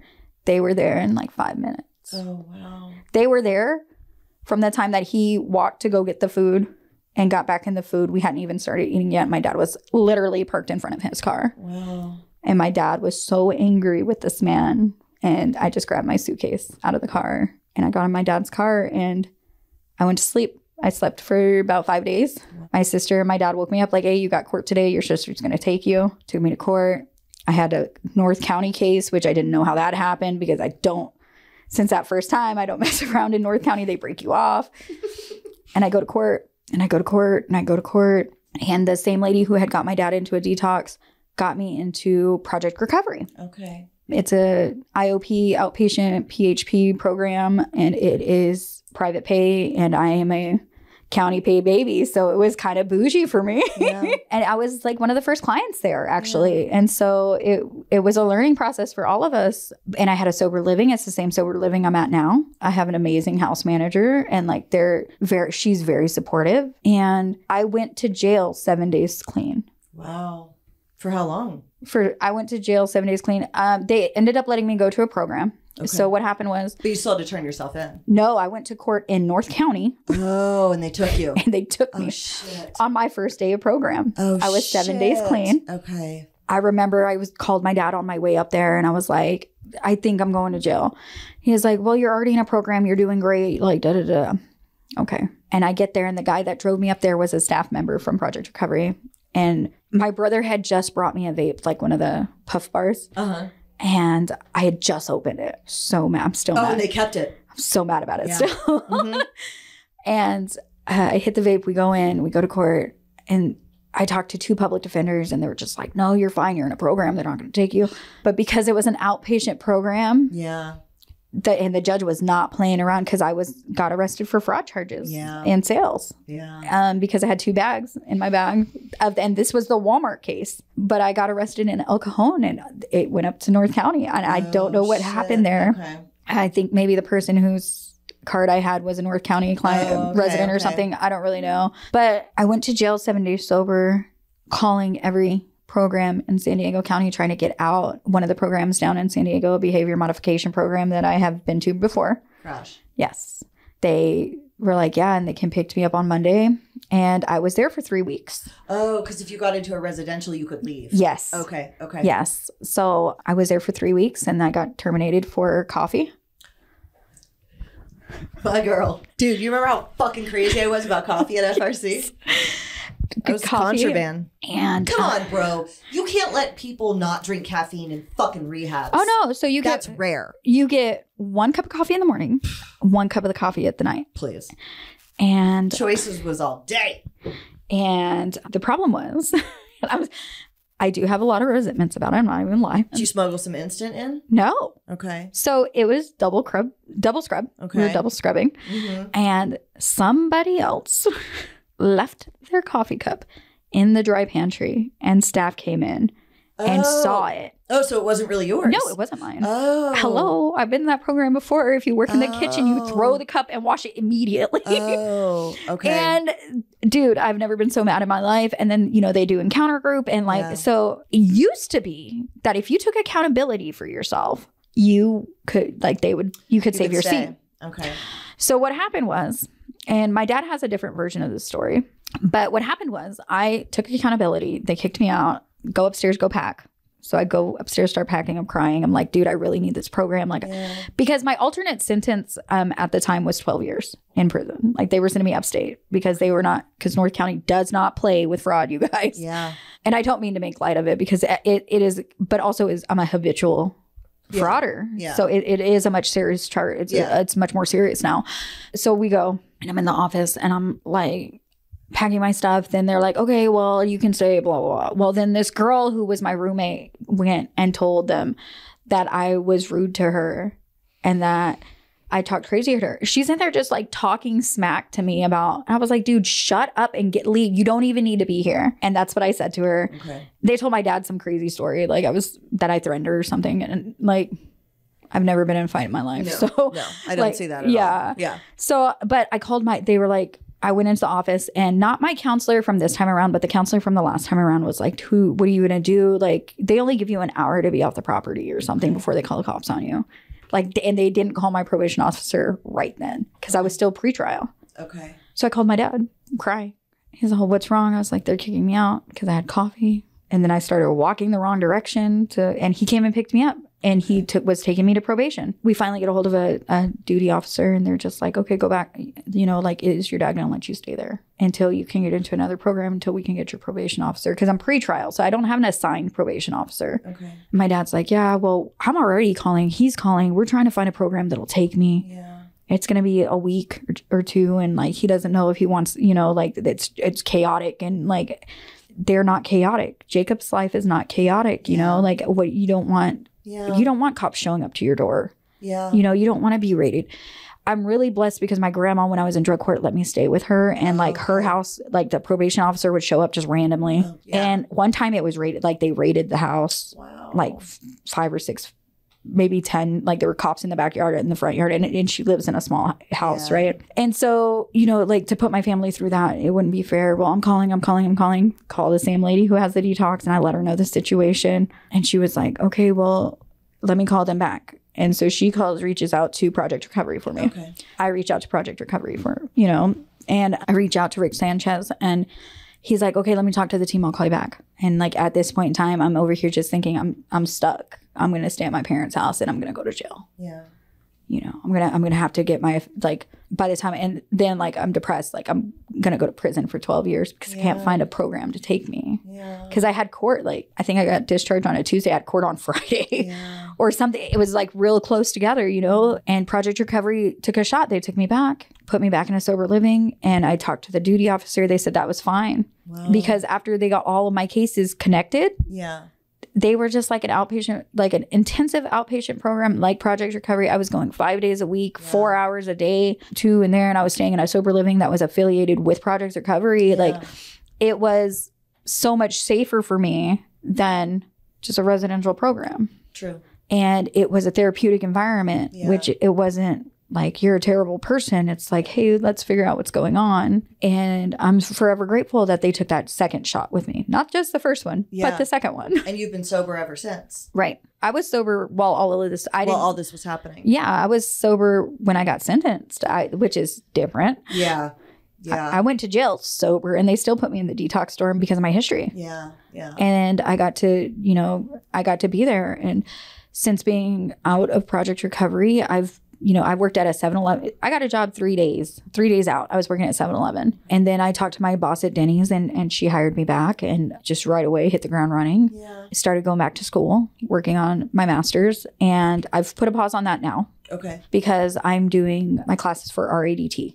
What's that? So it's tell me if you get too cold. The AC came on, so just let me know. Yeah. Okay. It's a registered alcohol and drug technician. Oh, okay. So it's the first steps of taking and being a drug counselor. Oh, cool. An SUD counselor. Now I work for a program called Peer Professionals of California. Okay. It is a nonprofit organization that bills directly through Medi-Cal, which is like our state's Medicaid program.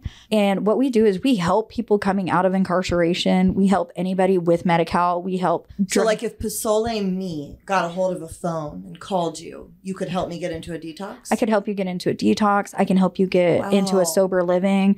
I can help you with your EBT. I can help you with your Medi-Cal. I can help you with any of the state-funded programs. Dude, that's great, Sam. And that's what I'm doing. Does it really work? It really works. Like you get people somewhere? Yeah. Holy shit. Yeah. Matter of fact, we have a very close relationship with some of the McAllister Institutes. Okay. We work with Core Civic. And if you're not familiar with Core Civic's our work furlough program. Okay. With state and federal. So we go in there. We go to McAllister twice a month. We go to work furlough, I think once a month. And we go in there and we set up a table and we are we are not clinicians, but we are providers of services. So you could come in there and work furlough like you're doing a split sentence, half in, half out, because work furlough is still a locked facility. Yeah. And so if I were work furlough, I could come up to you and say, hey, I heard I could get treatment for Hep C. Can you hook me up with the clinic? Yep. Wow. Or like, hey, I am in work furlough right now.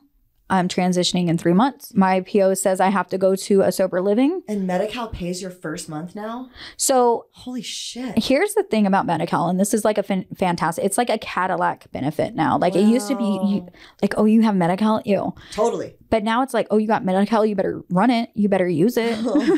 Because they will help you with, so if you, like for me, so say like I'm struggling with my rent. So most, from what I can tell from the different facilities that we talk to from different sober livings, the rent goes anywhere from like $750 to $1,100. Yeah, depending and that's for a shared room most of the time. But if you go to like an outpatient program like McAllister, ECS, Parent Care, Vista Hill, something like that, if there is funding, and they do not always have funding, but if there is funding, that they will pay for your first 3 months. Okay. Through Medi-Cal. Okay.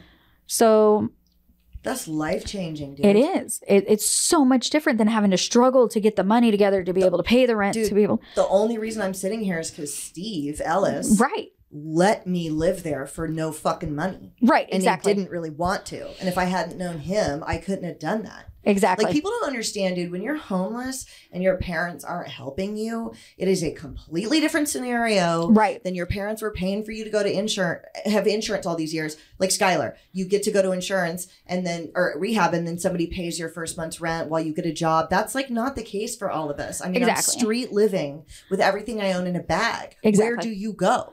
Right. Exactly. And who do you turn to? Like, let's just say that you have, so for me, like, I had the resources. There's not been one time that I've called my mom or my dad that they haven't answered. Yeah. In and out of my addiction. Now, if I'm like, hey, can I borrow $500? Like, probably not, dude. Right. Like, I've never called my parents for money because I don't.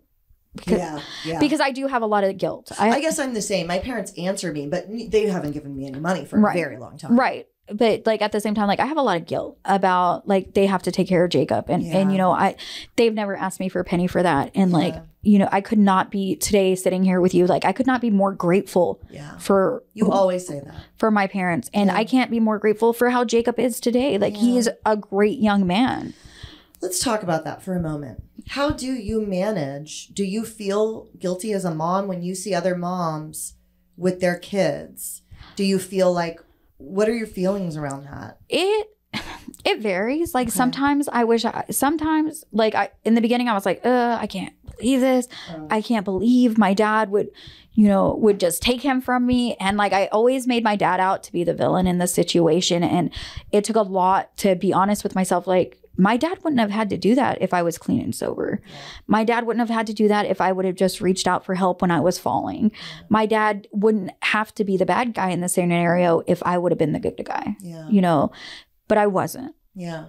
My dad did what he had to do. My mom does what she has to do to take care of my son, to protect my son from being in that type of a lifestyle. Like it is not, that was one thing in my addiction. I would see women dragging their kids hotel to hotel, and it would make me feel like in those brief moments, I would be grateful that my son never had to live that life. Yeah. My son has a really good life. it would be better if I was more present. It would be better if I wasn't gone for so long. And we do have a lot of work to do. You think so? I do. But what is the relationship like right now? Right now, I think it's good. But I mean, it's hard to tell. He's 14. He's 14. He's a 14-year-old boy. Has he ever expressed any anger at you? No. He knows, but we also haven't lied to him about it. Right. We haven't, like, she's not at school. Like, she's sick. And it is very much a disease in our family. We are aware. Like, he knew when I was at Crash. He knew when I was at FRC. He knew, he knew that I could only come on these days. And he knew I could only come if I was being good. My parents had brought him one time while I was in jail, and it broke my heart. They brought him to jail? One time. Oh, shit. And that my dad said that would be the only time they brought him, It was when Bruno Mars's Strawberry Champagne was, like, popular.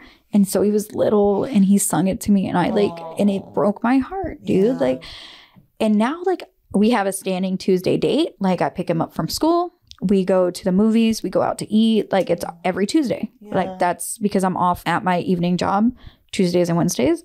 Tuesday we go out because it's $5 Tuesday night at the theater. Yeah. And we go to dinner. Like, last night we didn't do a movie, but we did do dinner. And we talk about school and we talk about work and we talk about, like, what are we going to do when we, what are we going to do with what's coming up and what do we got going on, in life. And he's a gamer. He likes the video games a bit. Okay. But, he does, and he calls me, like, not every day, but he calls me, like, if he wants something or he needs something. And so that accountability is there, What do you do for your sobriety? So I have a sponsor. Okay. And she is amazing. So you do 12-step? Yes and no. Yeah, not really though, right? Right. Okay. So I have a sponsor and she's fantastic. Shout out to Gina. Good looking. We made it. Looks like we made it. Yeah, dude, she's amazing. We were in drug court together. She stayed sober after drug court. Okay. But she said, JD, she's a lawyer. Okay. She's never given up on me.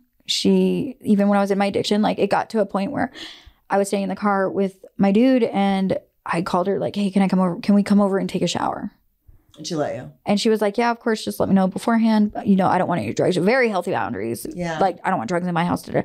And he got mad that I called her. But I'm like, dude, like, I need a shower. And then we didn't go. Oh, fuck. You know what I mean? Yeah. So, and then when I got clean and I was at my dad's house and I'm, like, just detoxing, I'm like, I called her. I was like, hey, I'm getting clean. I'm going to go into a program. And she was like, good. Let me know how that goes. Like, and then I was like, a couple weeks clean. I was like, hey, I would really like you to sponsor me because we've been through a lot, you know? We've had friends pass away from drug court. We've known a lot of people. And she's lost her dad and we were together, we were very good friends. And we used to live in the same sober living and she lived in the front house and I lived in the back house and I would cook for her because she wouldn't eat, Yeah.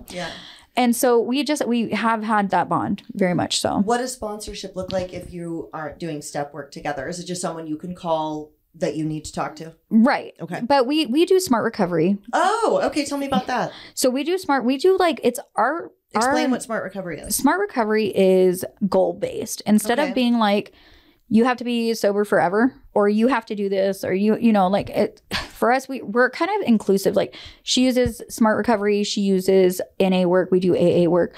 We do CMA. We go through the literature and it just kind of is situational. Like, the one thing is it's not like, I still go to 12-step meetings. Okay. 12-step meetings work for me. But because, so you do go to meetings? Oh, yeah. Okay. I go to meetings. And I work at a detox facility in the evening. And one thing about that is, like, we take our clients to meetings. Okay. But I do have a home group and I go to it regularly. And it is when I'm not there, they call. Yeah. Yeah. So goal-based meaning I'm going to stay sober through the end of this month. Right. That's my goal. Short-term goal. And you break. Okay. Short-term goal for that. Is it life goals too? I do have life goals. Okay. What are your life goals? I do want to own a house, whether it's in San Diego or, if we end up moving. And we, meaning my family and I. I don't own this house, just so you know. Oh, okay. Yeah, no, we rent. Fuck. I was like, Janine is owning that house in Santa Leo? No. I mean, our rent is expensive as fuck, but we don't own. I'm still on that battle, bro. It's very hard. Yeah. But this is kind of what I mean. I don't own a home. And we got to move in here because we had the business, because I had a client willing to co-sign for the lease. And so because of the business, and another client gave me a ton of money for the business, not even a loan, just gave me it, 20 grand. Yeah. Because we had the business bank account, we were able to get in here. So Okay. like it all layers on itself. Right. It really does. Right. You know? Right. Yeah. And that's one thing too that I see like with a lot of my friends who are doing things like that didn't get high after Yes. drug court. Yeah. That's a crazy situation. It's lame as fuck, dude, to say, but like honestly, the guy that doesn't use wins.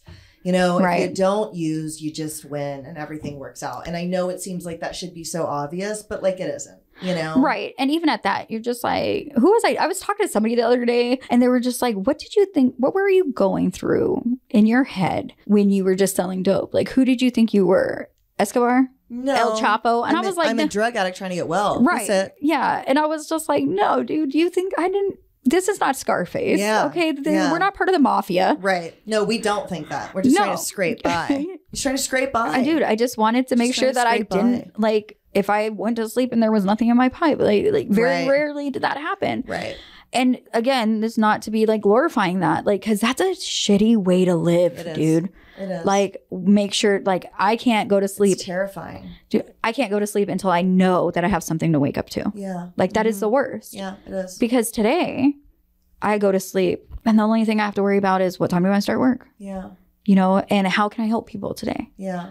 I was off yesterday and I was at my mom's and I got a call from a coworker who was at an event and he was like, hey, this client's looking for you. Is your work phone? Like I have a work phone, right? Now I have two phones, different reasons. But I was like, no, I left my work phone at home. Like, what's up? And let me talk to the client. And I was able to like work through the situation and I didn't have my computer, I didn't have my work phone. I just was able to talk to my client and be like, hey, these are the resources that are available. This is what's going on. Like, let's touch base on Thursday when I'm back in the office. That's it. You know, it's interesting too. I feel like your work being service oriented is probably fulfilling the spiritual side of Absolutely. recovery. 'Cause Absolutely. It's service, which you've never really done before, right? Beyond serving at Denny's, which I think waiting Right. tables is absolutely service, but service inside of recovery. Right. I mean, when I was in drug court, I was the GSR and I was a secretary of a meeting. Okay. And like I said, I was really connected to my recovery. And so when the relapse happened, it was kind of like, bro. Okay, so let me ask you then. You mentioned when we first got started that triggers are important. And a trigger that I learned that time at FRC, I don't know, you might not remember this. We were living together, we were roommates. I got a job at a boutique first. Right. And I remember too, I used to felt so weird anytime we did work programs. I knew I was going to get a job right away. Right. And I always did. Yes. And you guys didn't. And there was like a part of that to me that felt so unfair because I knew it was because of things that are not, this is where social conscience comes in, because I was raised by my parents who took me to the dentist and they went to college and they can present really well. I can present really well. And you do too, though. Right. But, you know, most of those women didn't. Right. And they're just as smart as me. And they just can't get, nobody ever ran my background. Right. And that's one thing too, is like, I remember a couple of the girls got jobs and then our backgrounds came back. Yeah, exactly. And then we got fired. Right. And they didn't From run, those- they didn't run one on me. But so I got a job at a boutique and I remember I didn't know what to wear. I was going in the closet. What was the closet called? Oh. We had that thrift store closet that we could go into. I think it was just called the closet. Right. I think so too, actually. Remember Purse Gate? Yeah. So I got some shit from the closet and I remember walking up to this boutique in Carlsbad Village, a really nice one. Right. And as I walked up, I saw myself in the window and I was wearing like a hat and boots. And I'm like, I don't know if people wear hats anymore. And there was bougie girls like I had used to be that shopped there. Right. And I remember walking up and thinking like, you're not a regular girl. You haven't been a regular girl in a long time. Fucking look at you in your dumb hat. You look like a clown. You're a fucking junkie. My trigger was feeling less than. Okay. Have you figured out? Because that relapse couldn't have come from nowhere. Right. Absolutely. What do you think your triggers are? My triggers are when I'm doing too much and not feeling fulfilled. Like at the time I was working 2 jobs and I was working 2 customer service jobs. Okay. And I was the money was okay, but it wasn't great. And I didn't get any fulfillment out of arguing with customers and being a manager and being taken advantage of. And I was exhausted on both ends, just trying to live this life of luxury that I thought I could live. And it wasn't luxurious. It wasn't sustainable. It wasn't. And then I was like, well, I could just start selling drugs. I could start using them. I could just like, and then always in my head, and when I'm in relapse mode, do I forget the part where like it was a struggle to keep a sack? Yeah. You know, I always just only remember the times that I had ounces and ounces and ounces. Right. I always forget the part where I was scraping a pipe or while I was like using a dirty cotton. Like these are always the things that I forget when I'm in relapse mode. I only glorify it in my own head. And and then I didn't want to call my sponsor and tell her that. Yeah. You know, I didn't want to tell my brother I was struggling. I didn't want to call my dad and let him know that this is where I was at. I didn't want to let them know I was sleeping because I kept seeing this lady die. And like, it was such a weird situation. But that's like, as far as I can go back, that was the straw that broke it. Like not sleeping because of that. Have you done any therapy, like EMDR on that? Yeah. Okay. What type of therapy did you do? I've done grief therapy through... And I've done at Project Recovery, like I did a group on it. We did some stuff, work on it. The accident that you witnessed. The accident. And then like, I haven't really dug like super deep into the rest of it just because I don't want it to trigger me. Like, you also may not need to. Right. You know what I mean? I remember at FRC, and I hated FRC so much when we were there. Oh, I know. I hated it. I know. You were like, I just can't wait to get out of here. I hated it. In retrospect. Right. It was a very good program. Right. And the reality is it's the last program I ever went to. Right. I did use for 2 months after I left, but then never again. And so like my mom has pointed out, she thinks that more healing happened there than I was aware of. Because for one thing, I connected with those babies. Right. Remember how much I love the babies? I do. I remember that. And I hated children. She says, but she loved the children. Yeah, but I loved them. I would stand in the nursery and look at the 6 babies that would be in there. Yeah. And tears running down my face when I would look at the babies. And my mom is like, I think you reconnected to a part of yourself that you hadn't connected to in a very long time. Right. But in one of the groups, I shared for the first time, God, you wouldn't think this was anything. But when my dad came home and he told us he was leaving, and I shared that story with you guys, because we were in the same group, right? Mm-hmm. And just saying it once out loud and crying, I think worked. Right. And so there are things you need to do EMDR on, the tones back and forth. But maybe for you, the group where you just even said it out loud helped, hopefully. Yeah, I definitely feel different. Like, and everybody's like, oh, this time is different than the last time. Like, I hear that so often in recovery. I really do. Yeah. And then like 2 months later, they're out and running. And I've said it before myself, like, this time's different, blah, blah, blah. So I don't want to use that cliche in this situation, but like really this time, nothing about this time getting clean has been my norm. Okay. Like what? Like I've never called my dad and been like, oh, right. Yeah. Okay. Like, hey, I'm messed up. I need help. I need somebody to come get me. Yeah. Like I'm in a situation that's only going to get worse. Okay. And it has progressively only gotten worse for the other individual, you know, and a lot of me not leaving is that I'm super codependent, and that's a trigger for me. Yeah. Being codependent in toxic relationships is a trigger. And it's taken me the better part of the year to move on from that. And I've been very open with my sponsor. I've been very open with my support group, with my parents about the situation, about the individual, and letting them know, like, I do love him, but I can't help him because he doesn't want to be helped. Right. And you can call me too now. Right. Put me on that list. Yeah. Because being in love with somebody who's in their active addiction, as you know, it is one of the hardest things that, it's horrific. And then you got to worry. You want to hope that they're getting good dope, right? Oh, yeah. You know, you want to hope they're getting good dope so they don't die behind the bad dope. And then now I understand the thing that I hated the most. Like, dude, I can't wait until you get arrested. Yeah, totally. Like, what? Why would you say that to me? I get it now. I get it. At least I would know where he was. Exactly. Yeah. And I have a strong support group, and I have people who love me, and I have people who I don't need somebody to validate me today. You know, I have things I have to work on. You know, some days I wake up and I am not grateful. Those are the days that I have to do my gratitude list before I leave my room. What does that look like for you, a gratitude list? Is it just simply like 10 things? What is that? It just depends. It depends on the day. Like some days it's only 3 things. And one of the girls in the house has been talking to me, and she's like, I'm really not happy. I'm really miserable. Like, I hate it here. I was like, you're gonna continue to hate it here until you're grateful to be here. Yes. And that's something to be said. Like, I don't want to live in a house with 20 women. I'm fucking 37, bro. Exactly. Yeah. Like, I want to have my own apartment with my own bathroom, where I'm not sharing a bathroom with 7 people. Where I'm not assigned a day to clean the bathroom or clean the kitchen that you guys don't clean up after yourself, because then OCD kicks in. I'm like, dude, really? Wipe the stove. You know what? That's so true. And when I look back at FRC, I wasn't grateful for FRC Right. at all. And I remember when it became really clear to me, I was going, before I met you guys, I went to McAllister detox for like 2 weeks or something while Denise was trying to get me into FRC. Right. I went to McAllister detox, escaped with the guy early, which is a whole other fucking story, hitchhiked back, and was in the parking lot when my stepdad showed up and brought, I ended up at FRC.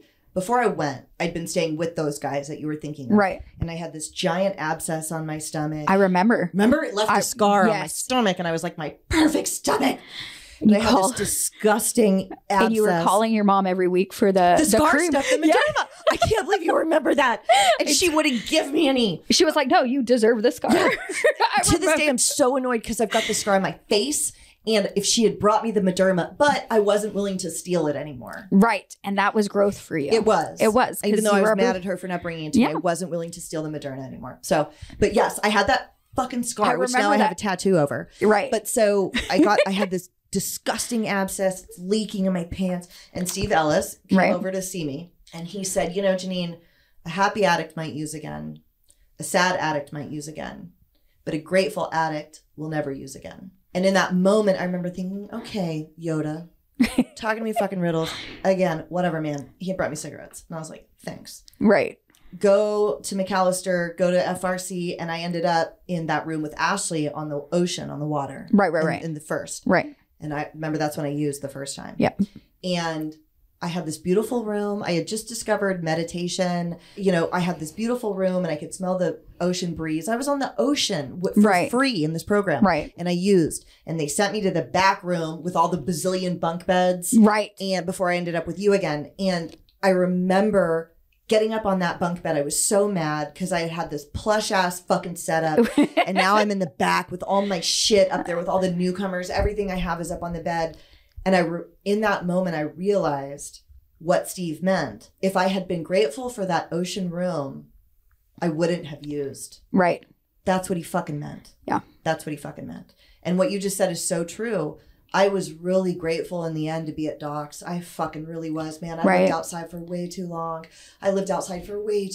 And what you just said to your friend is so true, Absolutely. What are you doing to fulfill yourself now? You said, if I'm working too hard and it's not fulfilling, that's how I feel. What fulfills you now? So helping other people, making sure that one of the things that I struggle with when I'm getting clean is having the resources, having the people to help me and having the things I'm 37 years old. I don't want to call my mom and dad because I don't have food. Yeah. I don't want to call my sister because I need a ride. I don't want to call my brother and ask him for anything because I ruined our best life. I ruined that. I don't want to have to rely on other people or make them feel like they're obligated because I'm their sister or just because I'm their daughter. And I have a lot of regrets and resentments towards myself for putting my parents in a situation where they had to raise my child. But I thank them every day. Thank God my parents are raising my child. Thank God he didn't go into the foster system. My sisters, both my sisters, all three of my sisters actually. I have a sister in Detroit that I don't know if you knew about. I do not. And they're all very supportive of my recovery, whether or not it's flashy on the Facebook or it's just quiet and hey, I'm proud of you this week. You're doing great. Yeah. I can have conversations with my parents where it's not full of attitude and, just side eye and okay, whatever, dad. Okay, mom. Yeah. Whatever the case is. And I definitely I have a good relationship with my grandmother. I'm blessed to be in recovery because I get to accompany my grandma to Texas. My youngest cousins, well, not my youngest cousin, but one of my cousins getting married. And we're flying out to Texas for the wedding and then we're flying back and my probation officer approved it. And, and I get to accompany my grandma to that. And these are things that I get to do today. Yeah. So when I wake up and I'm grumpy and I'm ugh, I got to go to work, it's, again, these cliches in the rooms of recovery drive me insane. It's it's not an I have to, it's an I get to. Because what the court said to me the last time I was in court was, you can do a program or you can go to prison. Right. Do you still have the 12-year lid? Yeah. Oh, you do? I do. Okay. Yeah. I have finished my program, so they dropped me down to from high control to low control. So I do check in with my PO like once a month. Okay. But because I'm in sober living still, I do get randomly drug tested. Right, yeah. Okay. You know, I work at a detox. In the interview, he was like, look, we work with a lot of addicts. There are a lot of triggers. And if I feel like you're using, I'm going to come in and you're going to pee in a cup for me. And I was like, no problem there, friend. I got you. Yeah. I can pee on contact. Like, what's up? Yeah. Yeah, it's a situation. You know, like I said, because of me and my brother living together and I was using, my brother was drug test me. He would drug test me and like I was not passing. Yeah. And I'm pretty sure if my dad doesn't have a drug test in his closet, my brother does. Yeah. And it keeps me accountable today. Like I haven't been triggered to use in the past 15 months. Life has happened and you know, I've been blessed. And that's something, you know, I thank my higher power for. Like on the days that if I cannot think of anything to be grateful for when I wake up, the first things I put on my paper is I'm thankful that I woke up. I'm thankful that I'm not hungover or dope sick. Yeah. And I'm thankful to be alive. Yeah. And if I can't think of nothing else, I'm thankful that I woke up in a bed. Yeah.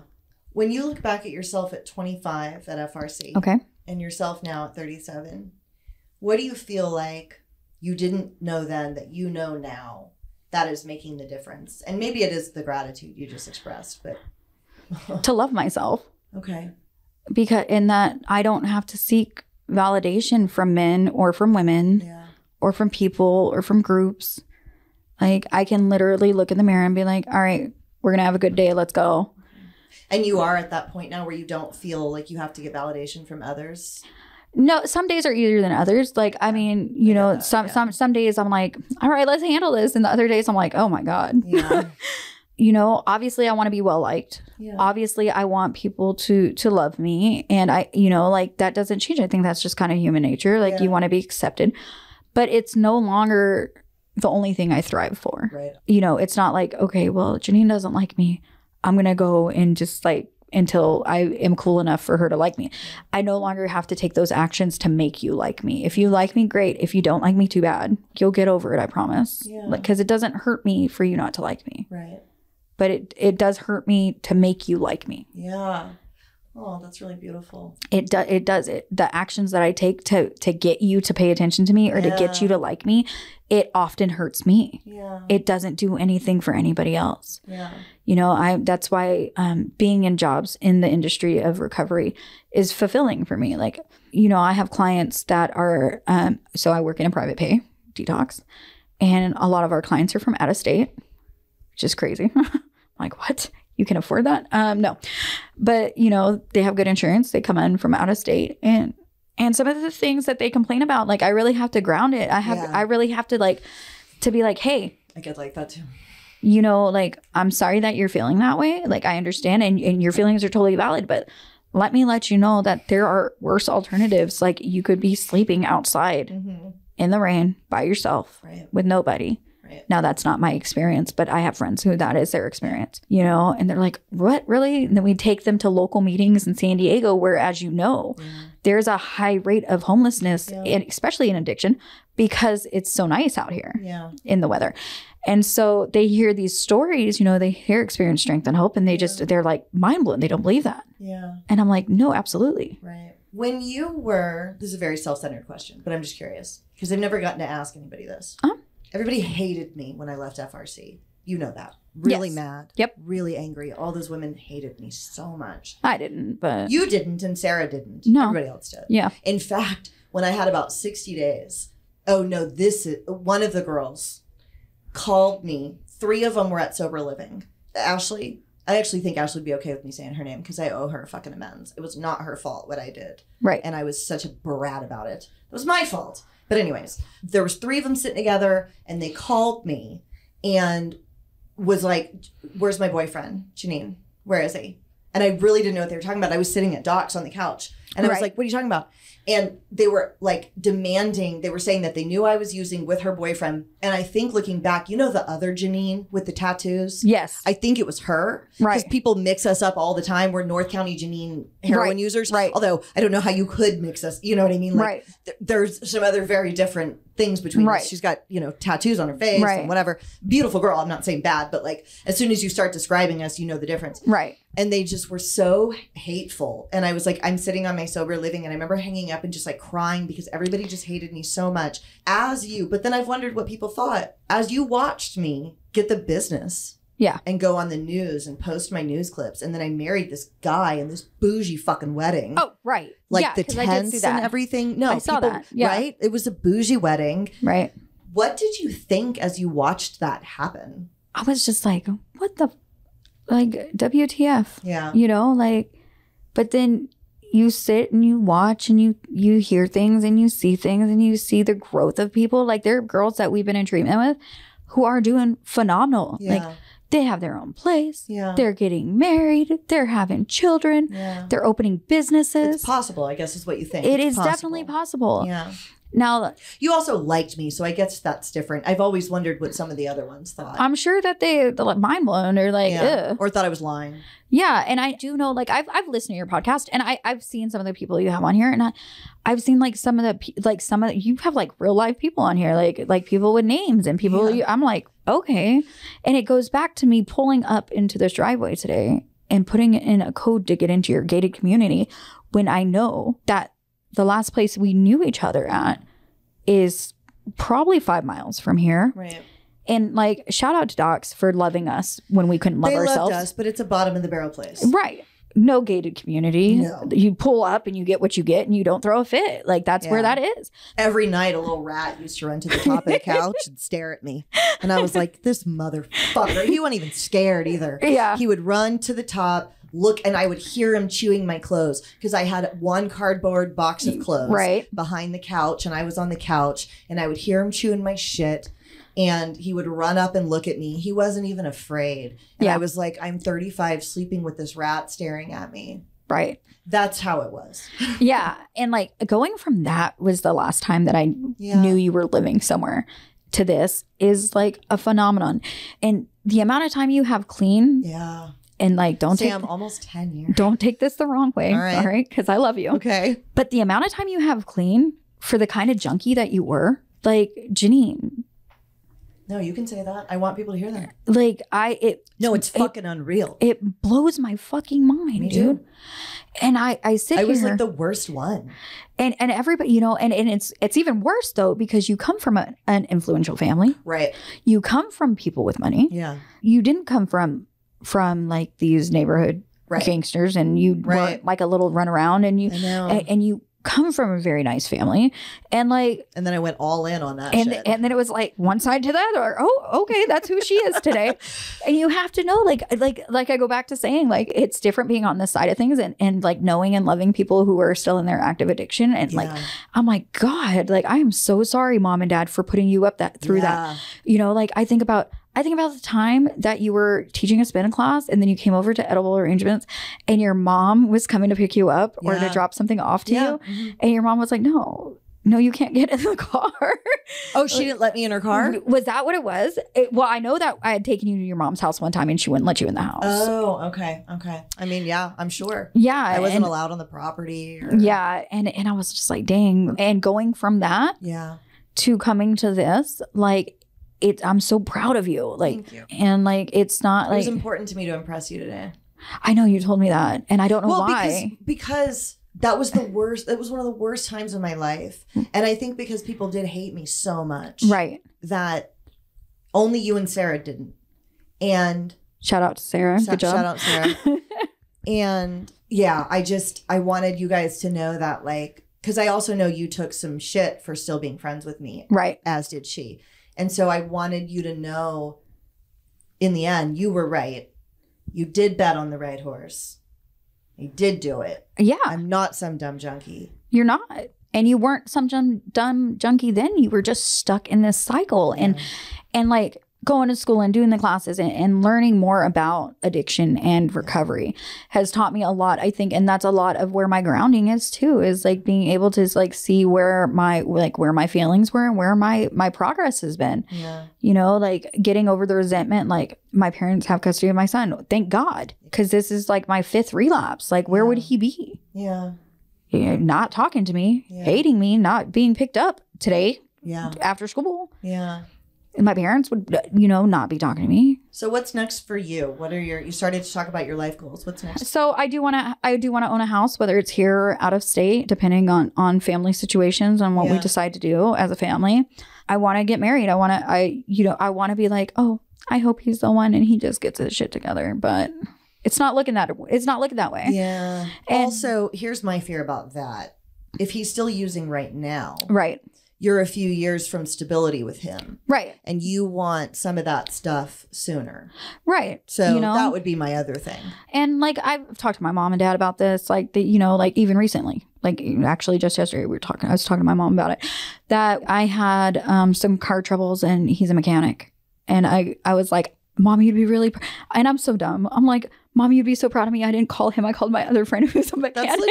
That's legit. And my mom was like, good, you need to let that go. Like, I kind of agree with that, even though I don't know the guy. Yeah. But I mean, it's there's something to be said there. One thing I do think that like, if I had unlimited money and could do whatever I wanted, I would open up a sober living.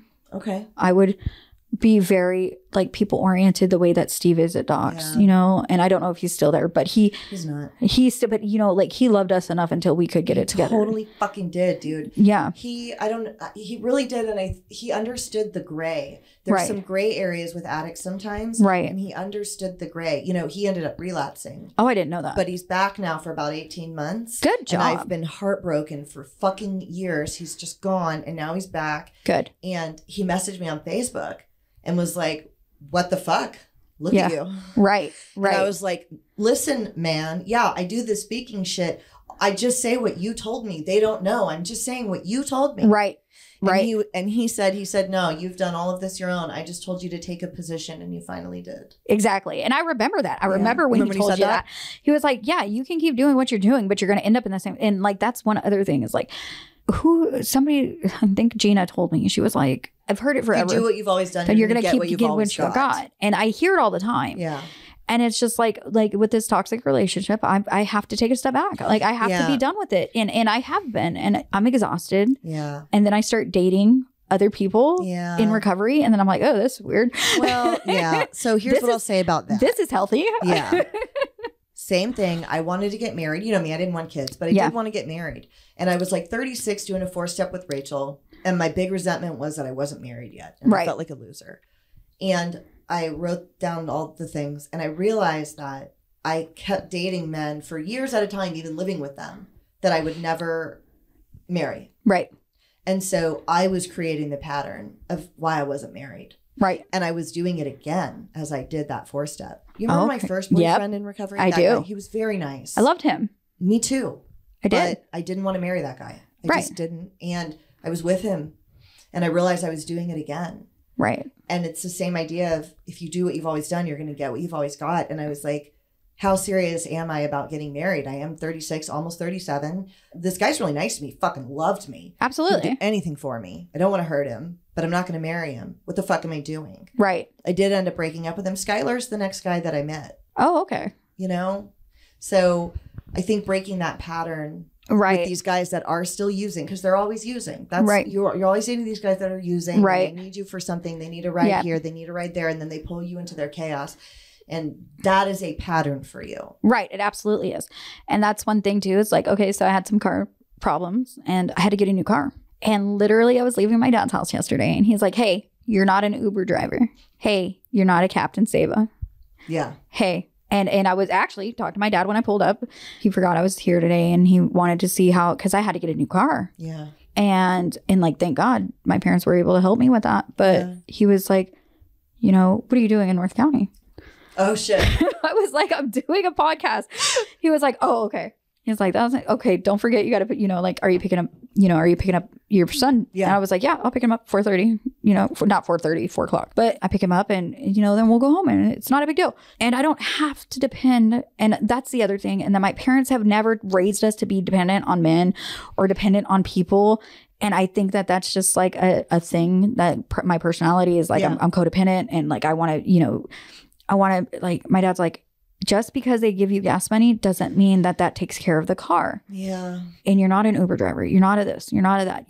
Just make sure you know that. And like one thing that the last car that I had My brother sold it to me for like such a good price because he bought a new car. And I didn't let people borrow that car because I always like, if somebody wanted to borrow, I'm like, oh, can I just borrow your car to run to the store? I was like, no. I was like, it's my brother's car. Yeah. It's not even my car. It's my brother's. Yeah. Whatever you have to say to hold the boundary. You know, until I was strong enough to be like, no, I don't let people drive my car. But I think that's actually a good tip. Whatever you have to say to hold the boundary. Right. And because it's based on your intentions, right? I was talking about this with my husband recently. My boss needed something from me and I didn't want to fucking do it. And I said like I had a doctor's appointment even though I didn't. And I told him, I was like, bro, we're in recovery. I'm not supposed to be doing that though. But then that was also like a boundary. So what's the line there with, and he was like, it looks like it's about your intention. Right. Is your intention just to fuck her over? Or is your intention, you know, that you can't go because it's going to affect you in this way and that way. And right. You know what I mean? And so it's also your intention. And I think until you can establish like the strict boundaries, right, then whatever you need to do to batten down the hatches and say whatever you have to do. So, but I keep interrupting you. So you want to own a home. I want to own a home. I want to be married. For a while there, I was thinking I wanted another baby, but I'm old now. I'm 36. Easy. And then also I think about like, okay, so let's say I meet him. Let's say I meet my Skylar. We get engaged, we get married, and everything's green. I get pregnant. That means that the earliest I'm going to get pregnant is like 39. Mm-hmm. I had so many complications, and we're not sure if it's with my pregnancy and with Jacob. Okay. That do I want to put my family through that kind of pain? Okay. Like what happened? You know, it was real touch and go there for a little bit. Okay. And so, and then there's going to be like that thought in my mind, like, okay, I did it for this kid. Can I do, you know, is Jacob going to have resentments? Right. And so that's something, you know, like that I've kind of grown from. Okay. But, you know, owning a car that works, like something that I don't have to like, and thank you, shout out to mom and dad for that pick up and go this week. Yeah. You know, and being able to do like to travel. Yeah. I want that for sure. You know, maybe being off probation, you know, that's a lifetime goal, dude. Like, I'm going to get there one day. I promise. Mom and dad, I promise. Where I don't have to, you know, like I get totally. I had talked to Ivy when I was looking for work as a BHT, and she was like, oh, there's this really great job, a really great program in San Clemente. Can you come to San Clemente? I was like, no, my probation officer vetoed that. I can't leave the county. Yeah. I was like, is that not San Diego County? No, she's just never really been in a whole lot of trouble. Right. And so like, you know, but plus coming from. Talk about bougie places. Yeah. Ivy went to bougie places. Yes. Unlike her brokest friend. She was trying to explain something to me once. And she was like, yeah, so it's like, well, so there's my program, which is this. And then, well, we're getting people from this other one. It's kind of like, I don't know how to say this. It's kind of like where you would go. I was like, you can say a busted ass welfare jail program. That's fine. It's fine. But hey, a lot of these programs now, even the welfare one, are nice. Yeah. So nice. I know. Also, I wouldn't have done it any other way. Right. And I wouldn't have done it any other way. I work for a private pay detox now, and I don't know if it would have stuck. Yeah, it wouldn't for me. You know, I did go to a private pay outpatient, and I really think because the way that I programmed, because I was already trained to program FRC and Crash and McAllister, I was already trained a certain way to program the way I was programming. That's the way I programmed. Yeah. You know, I go back to visit and I see the way that they're programming, and I don't know that the way that they do it is the way that would work for me. Like I programmed it the way that I knew how to. 3 meetings a week. Yeah. You know, calling my sponsor every day. And if I don't talk to my sponsor every day, I text her every day. Yeah. And I've had people in the rooms ask me to sponsor them. And I haven't been like, oh yeah, I can do that. Okay. Because, and the only reason I say that is because we don't just work the 12 steps. Right. And I don't want to be like, oh yeah, because then like who's my, you know, like where's my accountability there? And that's something that Gina and I have talked about too, is like, if I want to transition, she's like, that's not going to hurt my feelings. Yeah. And I'm like, I don't know that I want to do that right now until I have a little more time. I do think at some point it would be nice for you to work the steps, right? Because it's like really great therapy. Right. And we do. I've worked. Oh yeah, that's true. I've worked the green and gold steps. Okay. Very thoroughly. The notebook, yeah, they're very thoroughly. And I've worked them with her, you know, and we do different things for different situations, and it's not just like, oh, well, go write a 4th step, right? You know, and it works for us. And I think the important part is that you've got somebody outside of yourself that you're talking through issues with. The problem is when it's only us. You can't. I interviewed the drummer from Hootie and the Blowfish. Yeah, I saw that, and which was very cool. And he was talking about that as well. Like you can't solve the problem with the same brain that created it, right? Usually, Right. Or the same process. We created all these problems. And that's why it's great for me to have someone like Rachel. Exactly. You know, who's still my sponsor, by the way. Right. And I love crazy? that. I know. I love that and that's one thing too, is like having these people who never gave up on us. I know. Like, let's just take our families out of it. You also never gave up on me either. Of course not. Like, I had that faith. Like, but I also knew what kind of addict you were. Yeah. You know, and I never gave up on you. I was willing to sponsor you on meth. I know. I think about that sometimes. Which I know was crazy town. And I think I was already with Skylar when that happened. Yeah, you were. Actually, I think you were already married. Yeah, I think I was. Yeah. And he was like, what are you doing? And I was like, you don't, like, first of all, I fucking love this girl. Also, this isn't, she's on drugs and so desperately wants to be clean. Right. That while shooting meth, so wants a sponsor. I understand that. I really do. And do you know when I'm I not going to work steps with her or anything. Yeah. But you were in a car with someone. Yeah. Yeah. Right down the street. Okay. Right down the street from St. Mark's, where we do our where you do the HA meetings. Yeah. And we had drove by her and I saw you on TikTok or something. I was like, oh my God, I need to call her because like how crazy is all my TikTok stuff? Dude, so I showed my mom like 3 of them yesterday. She thought it was hilarious. Yeah. And I was like, she'll know what to do. Yeah. She'll know what to do. Like she, you know, some of the people I get, you know, there are still cliques in NA. For sure. And there are cliques that and judgment